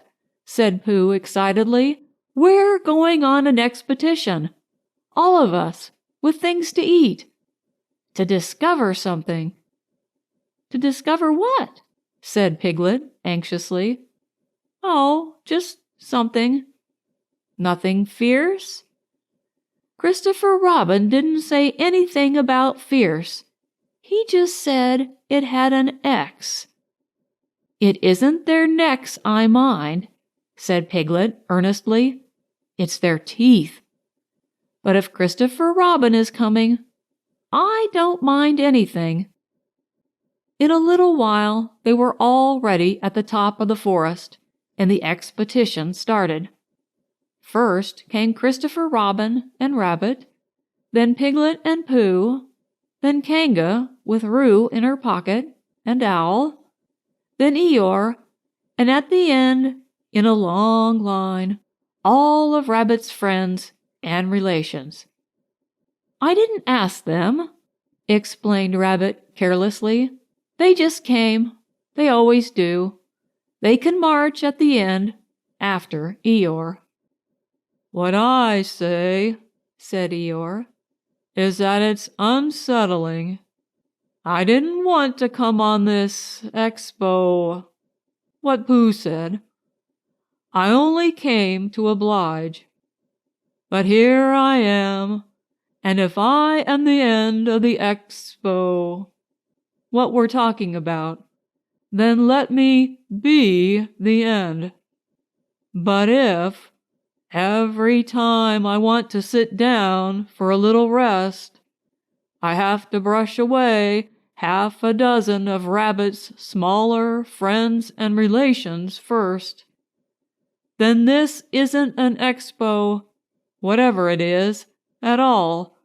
It's simply a confused noise. That's what I say. I see what Eeyore means, said Owl. If you ask me, I'm not asking anybody, said Eeyore. I'm just telling everybody. We can look for the North Pole, or we can play Here We Go Gathering Nuts and May with the end part of an ant's nest. It's all the same to me. There was a shout from the top of the line. Come on, called Christopher Robin. Come on, called Pooh and Piglet. Come on, called Owl. We're starting, said Rabbit. I must go. And he hurried off to the front of the expedition with Christopher Robin. All right, said Eeyore. We're going. Only don't blame me. So off they all went to discover the pole, and as they walked, they chatted to each other of this and that, all except Pooh, who was making up a song. This is the first verse, he said to Piglet, when he was ready with it. First verse of what? My song. What song? This one. Which one? Well, if you listen, Piglet, you'll hear it. How do you know I'm not listening? Pooh couldn't answer that one, so he began to sing. They all went off to discover the pole, Owl and Piglet and Rabbit and all. It's a thing you discover, as I've been told, by Owl and Piglet and Rabbit and all. Eeyore, Christopher Robin, and Pooh, and Rabbit's relations all went too, and where the pole was none of them knew. Sing hey for Owl and Rabbit and all. Hush, said Christopher Robin, turning around to Pooh. We're just coming to a dangerous place. Hush, said Pooh, turning round quickly to Piglet. Hush, said Piglet to Kanga. Hush, said Kanga to Owl, while Roo said, hush, several times to himself very quietly. Hush, said Owl to Eeyore. Hush, said Eeyore in a terrible voice to all Rabbit's friends and relations. And hush, they said hastily to each other all down the line, until it got to the very last one of all. And the last and smallest friend and relation was so upset to find that the whole expedition was saying hush to him that he buried himself head downwards in a crack in the ground and stayed there for 2 days until the danger was over, and then went home in a great hurry and lived quietly with his aunt ever afterwards. His name was Alexander Beetle. They had come to a stream which twisted and tumbled between high rocky banks, and Christopher Robin saw at once how dangerous it was. "It's just the place," he explained, "for an ambush." "What sort of bush?" whispered Pooh to Piglet. "A gorse bush?" "My dear Pooh," said Owl in his superior way, "don't you know what an ambush is?" "Owl," said Piglet, looking round at him severely. Pooh's whisper was a perfectly private whisper, and there was no need. "An ambush," said Owl, "is a sort of surprise." "So is a gorse bush, sometimes," said Pooh. "An ambush, as I was about to explain to Pooh," said Piglet, "is a sort of surprise. If people jump out at you suddenly, that's an ambush," said Owl. "It's an ambush, Pooh, when people jump at you suddenly," explained Piglet. Pooh, who now knew what an ambush was, said that a gorse bush had sprung at him suddenly one day when he fell off a tree, and he had taken 6 days to get all the prickles out of himself. "We are not talking about gorse bushes," said Owl a little crossly. "I am," said Pooh. They were climbing very cautiously up the stream now, going from rock to rock, and after they had gone a little way, they came to a place where the banks widened out at each side, so that on each side of the water there was a level strip of grass on which they could sit down and rest. As soon as he saw this, Christopher Robin called "Halt," and they all sat down and rested. "I think," said Christopher Robin, "that we ought to eat all our provisions now, so that we shan't have so much to carry." "Eat all our what?" said Pooh. "All that we've brought," said Piglet, getting to work. "That's a good idea," said Pooh, and he got to work too. "Have you all got something?" asked Christopher Robin, with his mouth full. "All except me," said Eeyore. "As usual." He looked round at them in his melancholy way.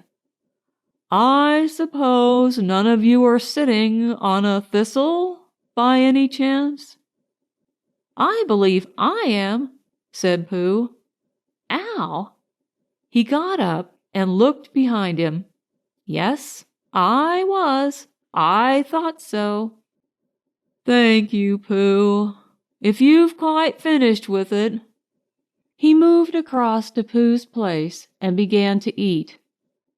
"It don't do any good, you know, sitting on them," he went on as he looked up munching. "Takes all the life out of them. Remember that another time, all of you.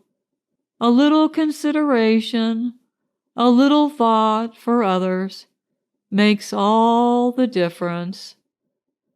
As soon as he had finished his lunch, Christopher Robin whispered to Rabbit, and Rabbit said, "Yes, yes, of course," and they walked a little way up the stream together. "I didn't want the others to hear," said Christopher Robin. "Quite so," said Rabbit, looking important. I wondered, it's only—" "Rabbit, I suppose you don't know? What does the North Pole look like?" "Well," said Rabbit, stroking his whiskers, "now you're asking me. I did know once, only I've sort of forgotten," said Christopher Robin, carelessly. "It's a funny thing," said Rabbit, "but I've sort of forgotten, too, although I did know once. I suppose it's just a pole stuck in the ground?" "Sure to be a pole," said Rabbit, "because of calling it a pole. And if it's a pole, well, I should think it would be sticking in the ground, shouldn't you? Because there'd be nowhere else to stick it." "Yes, that's what I thought." "The only thing," said Rabbit, "is where is it sticking?" "That's what we're looking for," said Christopher Robin. They went back to the others. Piglet was lying on his back, sleeping peacefully. Roo was washing his face and paws in the stream, while Kanga explained to everybody proudly that this was the first time he had ever washed his face himself, and Owl was telling Kanga an interesting anecdote full of long words like encyclopedia and rhododendron, to which Kanga wasn't listening. "I don't hold with all this washing," grumbled Eeyore. "This modern, behind-the-ears nonsense. What do you think, Pooh?" "Well," said Pooh, "I think—" But we shall never know what Pooh thought, for there came a sudden squeak from Roo, a splash, and a loud cry of alarm from Kanga. "So much for washing," said Eeyore. "Roo's fallen in!" cried Rabbit, and he and Christopher Robin came rushing down to the rescue. "Look at me swimming!" squeaked Roo from the middle of his pool, and was hurried down a waterfall into the next pool. "Are you all right, Roo dear?" called Kanga anxiously. "Yes," said Roo.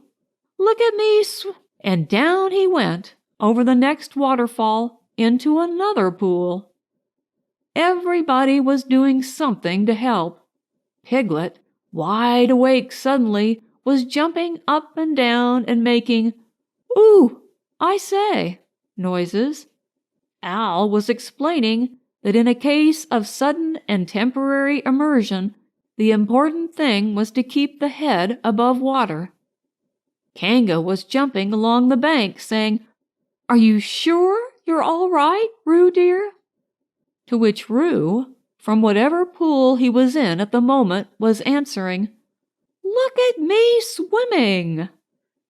Eeyore had turned round and hung his tail over the first pool in which Roo fell, and with his back to the accident, was grumbling quietly to himself and saying, "All this washing, but catch on to my tail, little Roo, and you'll be all right."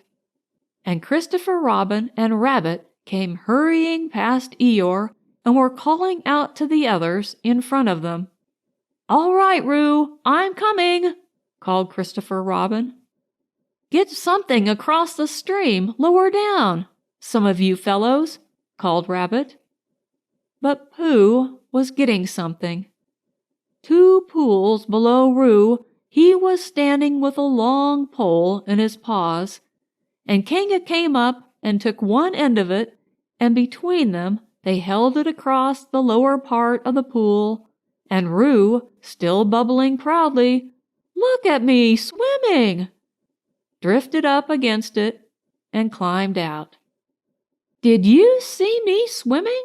squeaked Roo excitedly, while Kanga scolded him and rubbed him down. "Pooh, did you see me swimming? That's called swimming, what I was doing. Rabbit, did you see what I was doing? Swimming. Hello, Piglet. I say, Piglet, What do you think I was doing? Swimming! Christopher Robin, did you see me? But Christopher Robin wasn't listening. He was looking at Pooh. Pooh, he said, where did you find that pole? Pooh looked at the pole in his hands. I just found it, he said. I thought it ought to be useful. I just picked it up. Pooh, said Christopher Robin solemnly. The expedition is over. You have found the North Pole. Oh, said Pooh. Eeyore was sitting with his tail in the water when they all got back to him. Tell Roo to be quick, somebody, he said. My tail's getting cold. I don't want to mention it, but I just mention it. I don't want to complain, but there it is. My tail's cold. Here I am, squeaked Roo. Oh, there you are. Did you see me swimming? Eeyore took his tail out of the water and swished it from side to side. As I expected, he said. Lost all feeling. Numbed it. That's what it's done. Numbed it. Well, as long as nobody minds, I suppose it's all right. Poor old Eeyore. I'll dry it for you, said Christopher Robin, and he took out his handkerchief and rubbed it up. Thank you, Christopher Robin. You're the only one who seems to understand about tails. They don't think. That's what's the matter with some of these others. They've no imagination. A tail isn't a tail to them. It's just a little bit extra at the back.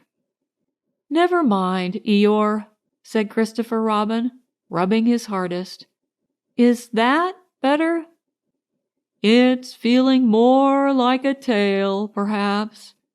It belongs again, if you know what I mean. Hello, Eeyore, said Pooh, coming up to them with his pole. Hello, Pooh. Thank you for asking, but I shall be able to use it again in a day or two. Use what? Said Pooh. What we are talking about. I wasn't talking about anything, said Pooh, looking puzzled. My mistake again. I thought you were saying how sorry you were about my tail being all numb, and could you do anything to help? No, said Pooh. That wasn't me, he said. He thought for a little and then suggested helpfully, perhaps it was somebody else. Well, thank him for me when you see him. Pooh looked anxiously at Christopher Robin. Pooh's found the North Pole, said Christopher Robin. Isn't that lovely? Pooh looked modestly down. Is that it? said Eeyore. Yes, said Christopher Robin. Is that what we were looking for? Yes, said Pooh. Oh, said Eeyore. Well, anyhow, it didn't rain, he said. They stuck the pole in the ground, and Christopher Robin tied a message onto it. North Pole, discovered by Pooh. Pooh found it. Then they all went home again, and I think, but I am not quite sure, that Roo had a hot bath and went straight to bed. But Pooh went back to his own house, and feeling very proud of what he had done, had a little something to revive himself.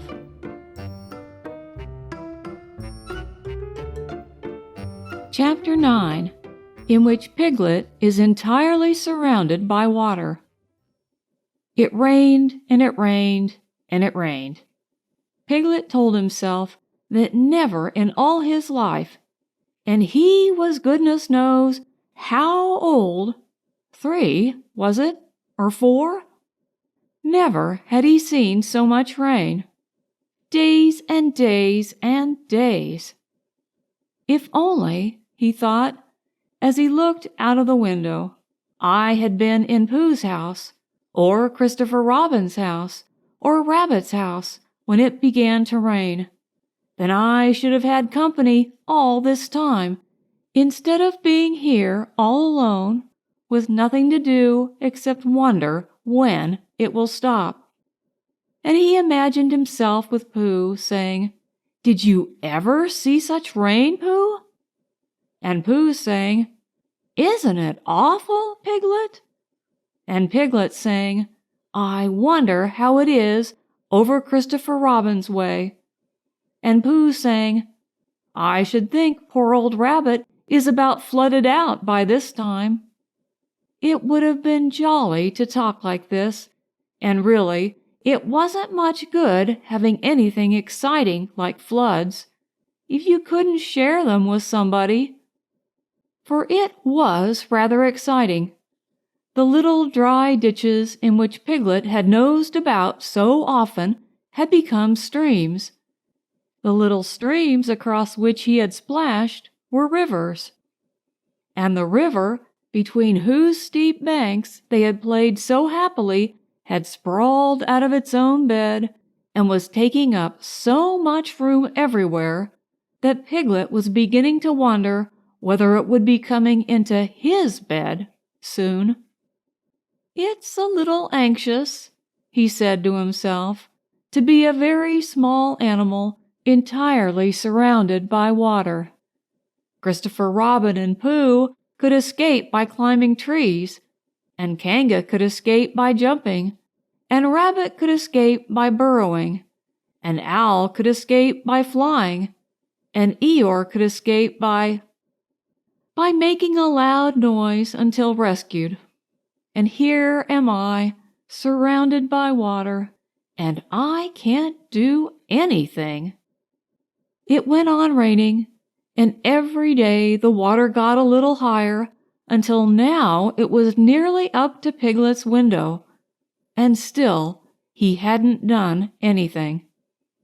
"There's Pooh," he thought to himself. "Pooh hasn't much brain, but he never comes to any harm. He does silly things, and they turn out right. There's Owl. Owl hasn't exactly got brain, but he knows things. He would know the right thing to do when surrounded by water. There's Rabbit. He hasn't learned in books, but he can always think of a clever plan. There's Kanga. She isn't clever, Kanga isn't, but she would be so anxious about Roo that she would do a good thing to do without thinking about it. And then there's Eeyore, and Eeyore is so miserable anyhow that he wouldn't mind about this. But I wonder what Christopher Robin would do." Then suddenly he remembered a story which Christopher Robin had told him about a man on a desert island who had written something in a bottle and thrown it in the sea, and Piglet thought that if he wrote something in a bottle and threw it in the water, perhaps somebody would come and rescue him. He left the window and began to search his house, all of it that wasn't under water, and at last he found a pencil and a small piece of dry paper and a bottle with a cork to it, and he wrote on one side of the paper, "Help! Piglet! Me!" And on the other side, "It's me, Piglet! Help! Help!" Then he put the paper in the bottle, and he corked the bottle up as tightly as he could, and he leant out of his window as far as he could lean without falling in, and he threw the bottle as far as he could throw, splash! and in a little while it bobbed up again on the water, and he watched it floating slowly away in the distance until his eyes ached with looking, and sometimes he thought it was the bottle, and sometimes he thought it was just a ripple on the water which he was following. And then suddenly he knew that he would never see it again, and that he had done all that he could do to save himself. So now, he thought, somebody else will have to do something, and I hope they will do it soon, because if they don't, I shall have to swim, which I can't. So I hope they do it soon. And then he gave a very long sigh and said, I wish Pooh were here. It's so much more friendly with two. When the rain began, Pooh was asleep. It rained, and it rained, and it rained, and he slept, and he slept, and he slept. He had had a tiring day. You remember how he discovered the North Pole? Well, he was so proud of this that he asked Christopher Robin if there were any other poles such as a bear of little brain might discover. There's a South Pole, said Christopher Robin, and I expect there's an East Pole and a West Pole, though people don't like talking about them.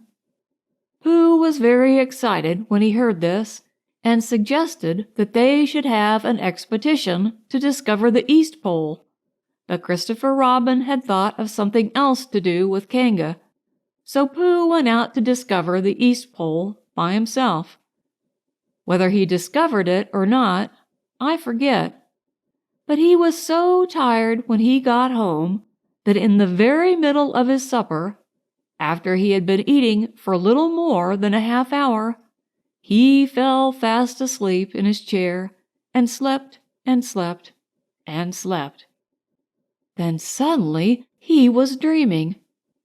He was at the East Pole, and it was a very cold pole with the coldest sort of snow and ice all over it. He had found a beehive to sleep in, but there wasn't room for his legs, so he had left them outside. And wild woozles, such as inhabit the East Pole, came and nibbled all the fur off his legs to make nests for their young. And the more they nibbled, the colder his legs got, until suddenly he woke up with an "ow!" And there he was, sitting in his chair with his feet in the water, and water all round him. He splashed to his door and looked out. "This is serious," said Pooh. "I must have an escape." So he took his largest pot of honey and escaped with it to a broad branch of his tree, well above the water, and then he climbed down again and escaped with another pot. And when the whole escape was finished, there was Pooh sitting on his branch, dangling his legs, and there beside him were 10 pots of honey. 2 days later, there was Pooh sitting on his branch, dangling his legs, and there beside him were 4 pots of honey. 3 days later, there was Pooh sitting on his branch, dangling his legs, and there beside him was 1 pot of honey. 4 days later, there was Pooh. And it was on the morning of the 4th day that Piglet's bottle came floating past him, and with one loud cry of "Honey!" Pooh plunged into the water, seized the bottle, and struggled back to his tree again. "Bother!" said Pooh, as he opened it. "All that wet for nothing. What's that bit of paper doing?" He took it out and looked at it. "It's a message," he said to himself. "That's what it is. And that letter is a P, and so is that, and so is that. And P means Pooh, so it's a very important message to me. And I can't read it. I must find Christopher Robin, or Owl, or Piglet, or one of those clever readers who can read things, and they will tell me what this message means. Only I can't swim. Bother. Then he had an idea, and I think that for a bear of very little brain, it was a good idea. He said to himself, "If a bottle can float, then a jar can float. And if a jar floats, I can sit on the top of it, if it's a very big jar." So he took his biggest jar and corked it up. "All boats have to have a name," he said, "so I shall call mine the Floating Bear." And with these words, he dropped his boat into the water and jumped in after it. For a little while, Pooh and the Floating Bear were uncertain as to which of them was meant to be on the top. But after trying 1 or 2 different positions, they settled with the Floating Bear underneath, and Pooh triumphantly astride it, paddling vigorously with his feet. Christopher Robin lived at the very top of the forest. It rained and it rained and it rained, but the water couldn't come up to his house. It was rather jolly to look down into the valleys and see the water all around him, but it rained so hard that he stayed indoors most of the time and thought about things. Every morning he went out with his umbrella and put a stick in the place where the water came up to, and every next morning he went out and couldn't see his stick any more, so he put another stick in the place where the water came up to, and then he walked home again, and each morning he had a shorter way to walk than he had had the morning before. On the morning of the 5th day, he saw the water all round him, and he knew that for the first time in his life he was on a real island, which was very exciting. It was on this morning that Owl came flying over the water to say, "How do you do?" to his friend Christopher Robin. "I say, Owl," said Christopher Robin, "isn't this fun? I'm on an island." "The atmospheric conditions have been very unfavorable lately," said Owl. "The what?" "It has been raining," explained Owl. "Yes," said Christopher Robin, "it has. The flood level has reached an unprecedented height." "The who?" "There's a lot of water about," explained Owl. "Yes," said Christopher Robin, "there is. However, the prospects are rapidly becoming more favorable. At any moment— Have you seen Pooh?" "No. At any moment— I hope he's all right," said Christopher Robin. "I've been wondering about him. I expect piglets with him. Do you think they're all right, Owl?" "I expect so. You see, at any moment— Do go and see, Owl, because Pooh hasn't got very much brain, and he might do something silly. And I do love him so, Owl. Do you see, Owl?" "That's all right," said Owl. "I'll go. Back directly." And he flew off. In a little while he was back again. "Pooh isn't there," he said. "Not there?" "Has been there. He's been sitting on a branch of his tree outside his house with 9 pots of honey, but he isn't there now." "Oh, Pooh!" cried Christopher Robin. "Where are you?" "Here I am," said a growly voice behind him. "Pooh!" They rushed into each other's arms. "How did you get here, Pooh?" asked Christopher Robin when he was ready to talk again. "On my boat," said Pooh proudly. "I had a very important message sent me in a bottle, and owing to having some water in my eyes, I couldn't read it. So I brought it to you on my boat." With these proud words he gave Christopher Robin the message. "But it's from Piglet!" cried Christopher Robin when he had read it. Isn't there anything about Pooh in it? Asked Bear, looking over his shoulder. Christopher Robin read the message aloud. Oh, are those peas piglets? I thought they were Poohs. We must rescue him at once. I thought he was with you, Pooh. Owl, could you rescue him on your back? I don't think so, said Owl, after grave thought. It is doubtful if the necessary dorsal muscles.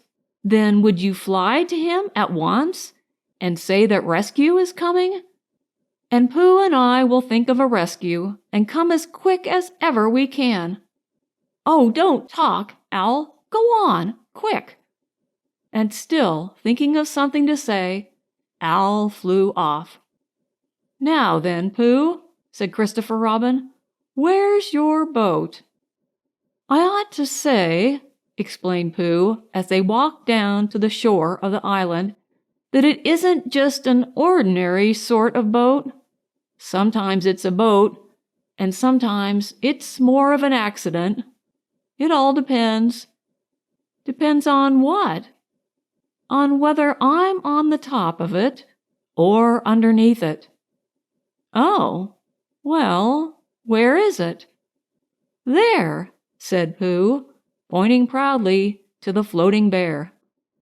It wasn't what Christopher Robin expected, and the more he looked at it, the more he thought what a brave and clever bear Pooh was, and the more Christopher Robin thought this, the more Pooh looked modestly down his nose and tried to pretend he wasn't. But it's too small for two of us, said Christopher Robin sadly. 3 of us, with Piglet. That makes it smaller still. Oh, Pooh Bear, what shall we do? And then this bear, Pooh Bear, Winnie the Pooh, F.O.P., friend of Piglet's, R.C., Rabbit's companion, P.D., Pole discoverer, E.C. and T.F., Eeyore's comforter and tail finder. In fact, Pooh himself said something so clever that Christopher Robin could only look at him with mouth open and eyes staring, wondering if this was really the bear of very little brain whom he had known and loved so long. We might go in your umbrella, said Pooh. We might go in your umbrella, said Pooh. We might go in your umbrella, said Pooh. For suddenly Christopher Robin saw that they might. He opened his umbrella and put it point downwards in the water. It floated, but wobbled. Pooh got in. He was just beginning to say that it was all right now when he found that it wasn't. So, after a short drink, which he didn't really want, he waded back to Christopher Robin. Then they both got in together, and it wobbled no longer. I shall call this boat the Brain of Pooh, said Christopher Robin, and the Brain of Pooh set sail forthwith in a southwesterly direction, revolving gracefully. You can imagine Piglet's joy when at last the ship came in sight of him. In after years, he liked to think that he had been in very great danger during the terrible flood, but the only danger he had really been in was in the last half hour of his imprisonment, when Owl, who had just flown up, sat on a branch of his tree to comfort him, and told him a very long story about an aunt who had once laid a seagull's egg by mistake.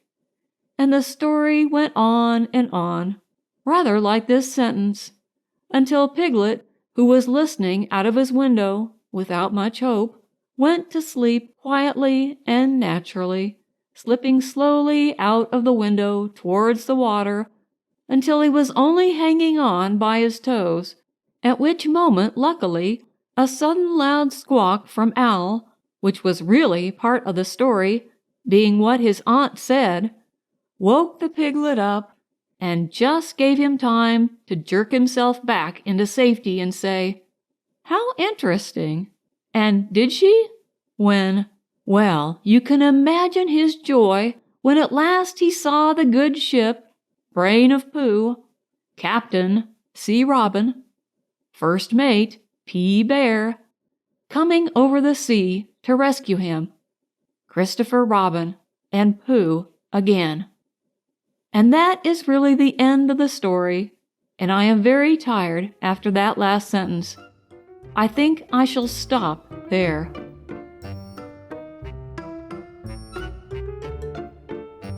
Chapter 10, in which Christopher Robin gives Pooh a party and we say goodbye. One day, when the sun had come back over the forest, bringing with it the scent of May, and all the streams of the forest were tinkling happily to find themselves their own pretty shape again, and the little pools lay dreaming of the life they had seen, and the big things they had done, and in the warmth and quiet of the forest, the cuckoo was trying over his voice carefully and listening to see if he liked it, and wood pigeons were complaining gently to themselves in their lazy, comfortable way that it was the other fellow's fault, but it didn't matter very much. On such a day as this, Christopher Robin whistled in a special way he had. An owl came flying out of the 100-acre wood to see what was wanted. "Owl," said Christopher Robin, "I am going to give a party." "You are you?" said Owl.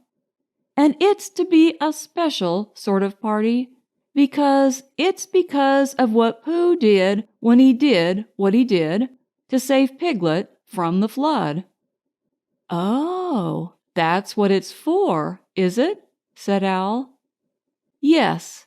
So will you tell Pooh as quickly as you can, and all the others, because it will be tomorrow."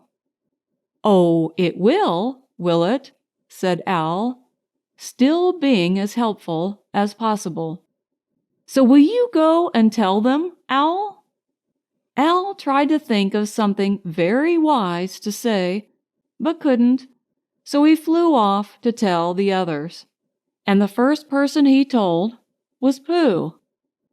"Pooh," he said, "Christopher Robin is giving a party." "Oh," said Pooh. And then, seeing that Owl expected him to say something else, he said, "Will there be those little cake things with pink sugar icing?" Owl felt that it was rather beneath him to talk about little cake things with pink sugar icing, so he told Pooh exactly what Christopher Robin had said and flew off to Eeyore. "A party for me!" thought Pooh to himself. "How grand!" And he began to wonder if all the other animals would know that it was a special Pooh party, and if Christopher Robin had told them about the floating bear and the brain of Pooh and all the wonderful ships he had invented and sailed on, and he began to think how awful it would be if everybody had forgotten about it, and nobody quite knew what the party was for, and the more he thought like this, the more the party got muddled in his mind, like a dream when nothing goes right. And the dream began to sing itself over in his head until it became a sort of song. It was an anxious Pooh song. 3 cheers for Pooh. For who? For Pooh. Why, what did he do? I thought you knew. He saved his friend from a wetting. 3 cheers for Bear. For where? For Bear.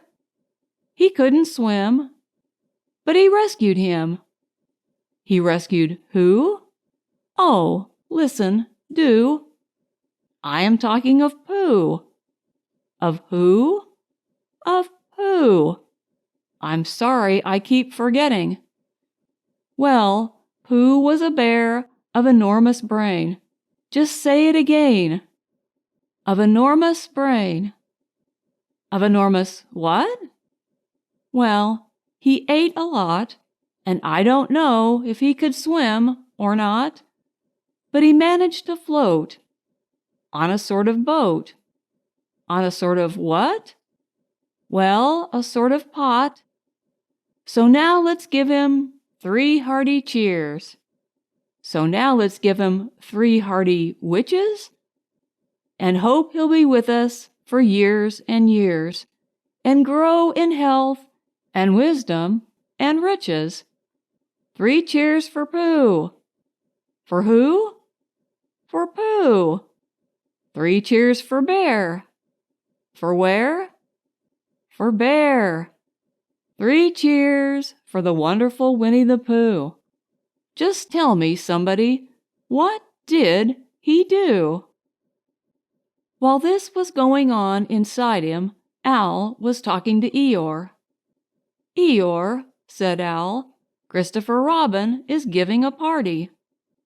Very interesting, said Eeyore. I suppose they will be sending me down the odd bits which got trodden on. Kind and thoughtful. Not at all. Don't mention it. There is an invitation for you. What's that like? An invitation. Yes, I heard you. Who dropped it? This isn't anything to eat. It's asking you to the party tomorrow. Eeyore shook his head slowly. You mean Piglet, the little fellow with the excited ears. That's Piglet. I'll tell him. No, no, said Al, getting quite fussy. It's you. Are you sure? Of course I'm sure. Christopher Robin said all of them. Tell all of them. All of them except Eeyore? All of them, said Al sulkily. Ah, said Eeyore. A mistake, no doubt. But still, I shall come. Only don't blame me if it rains. But it didn't rain. Christopher Robin had made a long table out of some long pieces of wood, and they all sat round it. Christopher Robin sat at one end, and Pooh sat at the other, and between them on one side were Owl and Eeyore and Piglet, and between them on the other side were Rabbit and Roo and Kanga. And all of Rabbit's friends and relations spread themselves about on the grass and waited hopefully in case anybody spoke to them or dropped anything or asked them the time. It was the first party to which Roo had ever been, and he was very excited. As soon as ever they had sat down, he began to talk. "Hello, Pooh," he squeaked. "Hello, Roo," said Pooh. Roo jumped up and down in his seat for a little while, and then began again. "Hello, Piglet," he squeaked. Piglet waved a paw at him, being too busy to say anything. "Hello, Eeyore," said Roo. Eeyore nodded gloomily at him. "It will rain soon. You see if it doesn't," he said. Roo looked to see if it didn't, and it didn't, so he said, "Hello, Owl."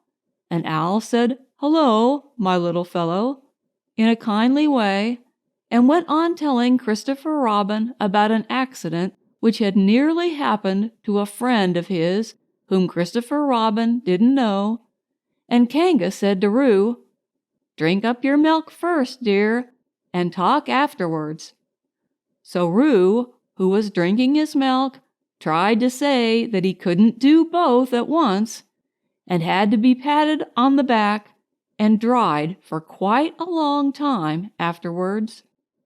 When they had all nearly eaten enough, Christopher Robin banged on the table with his spoon, and everybody stopped talking and was very silent, except Roo, who was just finishing a loud attack of hiccups and trying to look as if it was one of Rabbit's relations.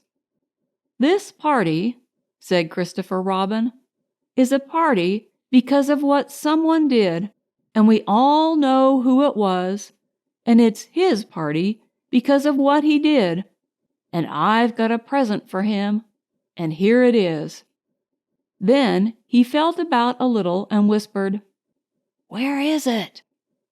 While he was looking, Eeyore coughed in an impressive way and began to speak. "Friends," he said, "including oddments, it is a great pleasure, or perhaps I'd better say it has been a pleasure so far, to see you at my party. What I did was nothing. Any of you, except Rabbit and Owl and Kanga, would have done the same. Oh, and Pooh. My remarks do not, of course, apply to Piglet and Roo, because they are too small. Any of you would have done the same, but it just happened to be me. It was not, I need hardly say, with an idea of getting what Christopher Robin is looking for now." And he put his front leg to his mouth and said in a loud whisper, "Try under the table. That I did what I did, but because I feel that we should all do what we can to help, I feel that we should all—" "Hup!" said Roo accidentally. "Roo, dear," said Kanga reproachfully. "Was it me?" asked Roo, a little surprised. "What's Eeyore talking about?" Piglet whispered to Pooh. "I don't know," said Pooh, rather dolefully. "I thought this was your party." "I thought it was, once, but I suppose it isn't." "I'd sooner it was yours than Eeyore's," said Piglet. "So would I," said Pooh. "Hup!" said Roo again. "As I was saying," said Eeyore, loudly and sternly, "as I was saying when I was interrupted by various loud sounds, I feel that—" "Here it is!" cried Christopher Robin excitedly. "Pass it down to silly old Pooh. It's for Pooh." "For Pooh?" said Eeyore. "Of course it is, the best bear in all the world." "I might have known," said Eeyore. "After all, one can't complain. I have my friends. Somebody spoke to me only yesterday, and it was last week or the week before that Rabbit bumped into me and said, 'Bother.' The social round. Always something going on." Nobody was listening, for they were all saying, "Open it, Pooh! What is it, Pooh?" "I know what it is." "No, you don't," and other helpful remarks of this sort. And of course Pooh was opening it as quickly as ever he could, but without cutting the string, because you never know when a bit of string might be useful. At last it was undone. When Pooh saw what it was, He nearly fell down, he was so pleased. It was a special pencil case. There were pencils in it marked B for bear, and pencils marked HB for helping bear, and pencils marked BB for brave bear. There was a knife for sharpening the pencils, and India rubber for rubbing out anything which you had spelt wrong, and a ruler for ruling lines for the words to walk on, and inches marked on the ruler in case you wanted to know how many inches anything was, and blue pencils and red pencils and green pencils for saying special things in blue and red and green. And all these lovely things were in little pockets of their own in a special case, which shut with a click when you clicked it, and they were all for Pooh. "Oh," said Pooh. "Oh, Pooh," said everybody else except Eeyore. "Thank you," growled Pooh. But Eeyore was saying to himself, "This writing business, pencils and whatnot, overrated, if you ask me. Silly stuff.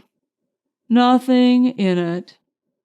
Later on, when they had all said goodbye and thank you to Christopher Robin, Pooh and Piglet walked home thoughtfully together in the golden evening, and for a long time they were silent.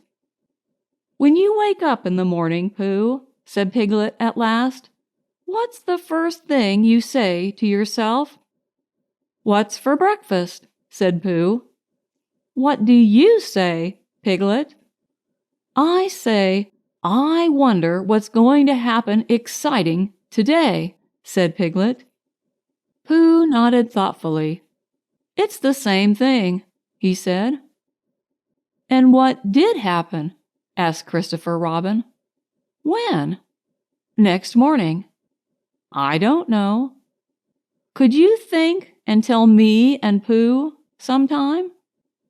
"If you wanted it very much." "Pooh does," said Christopher Robin. He gave a deep sigh, picked his bear up by the leg, and walked off to the door, trailing Winnie the Pooh behind him. At the door he turned and said, "Coming to see me have my bath?" "I might," I said. "Was Pooh's pencil case any better than mine?" "It was just the same," I said.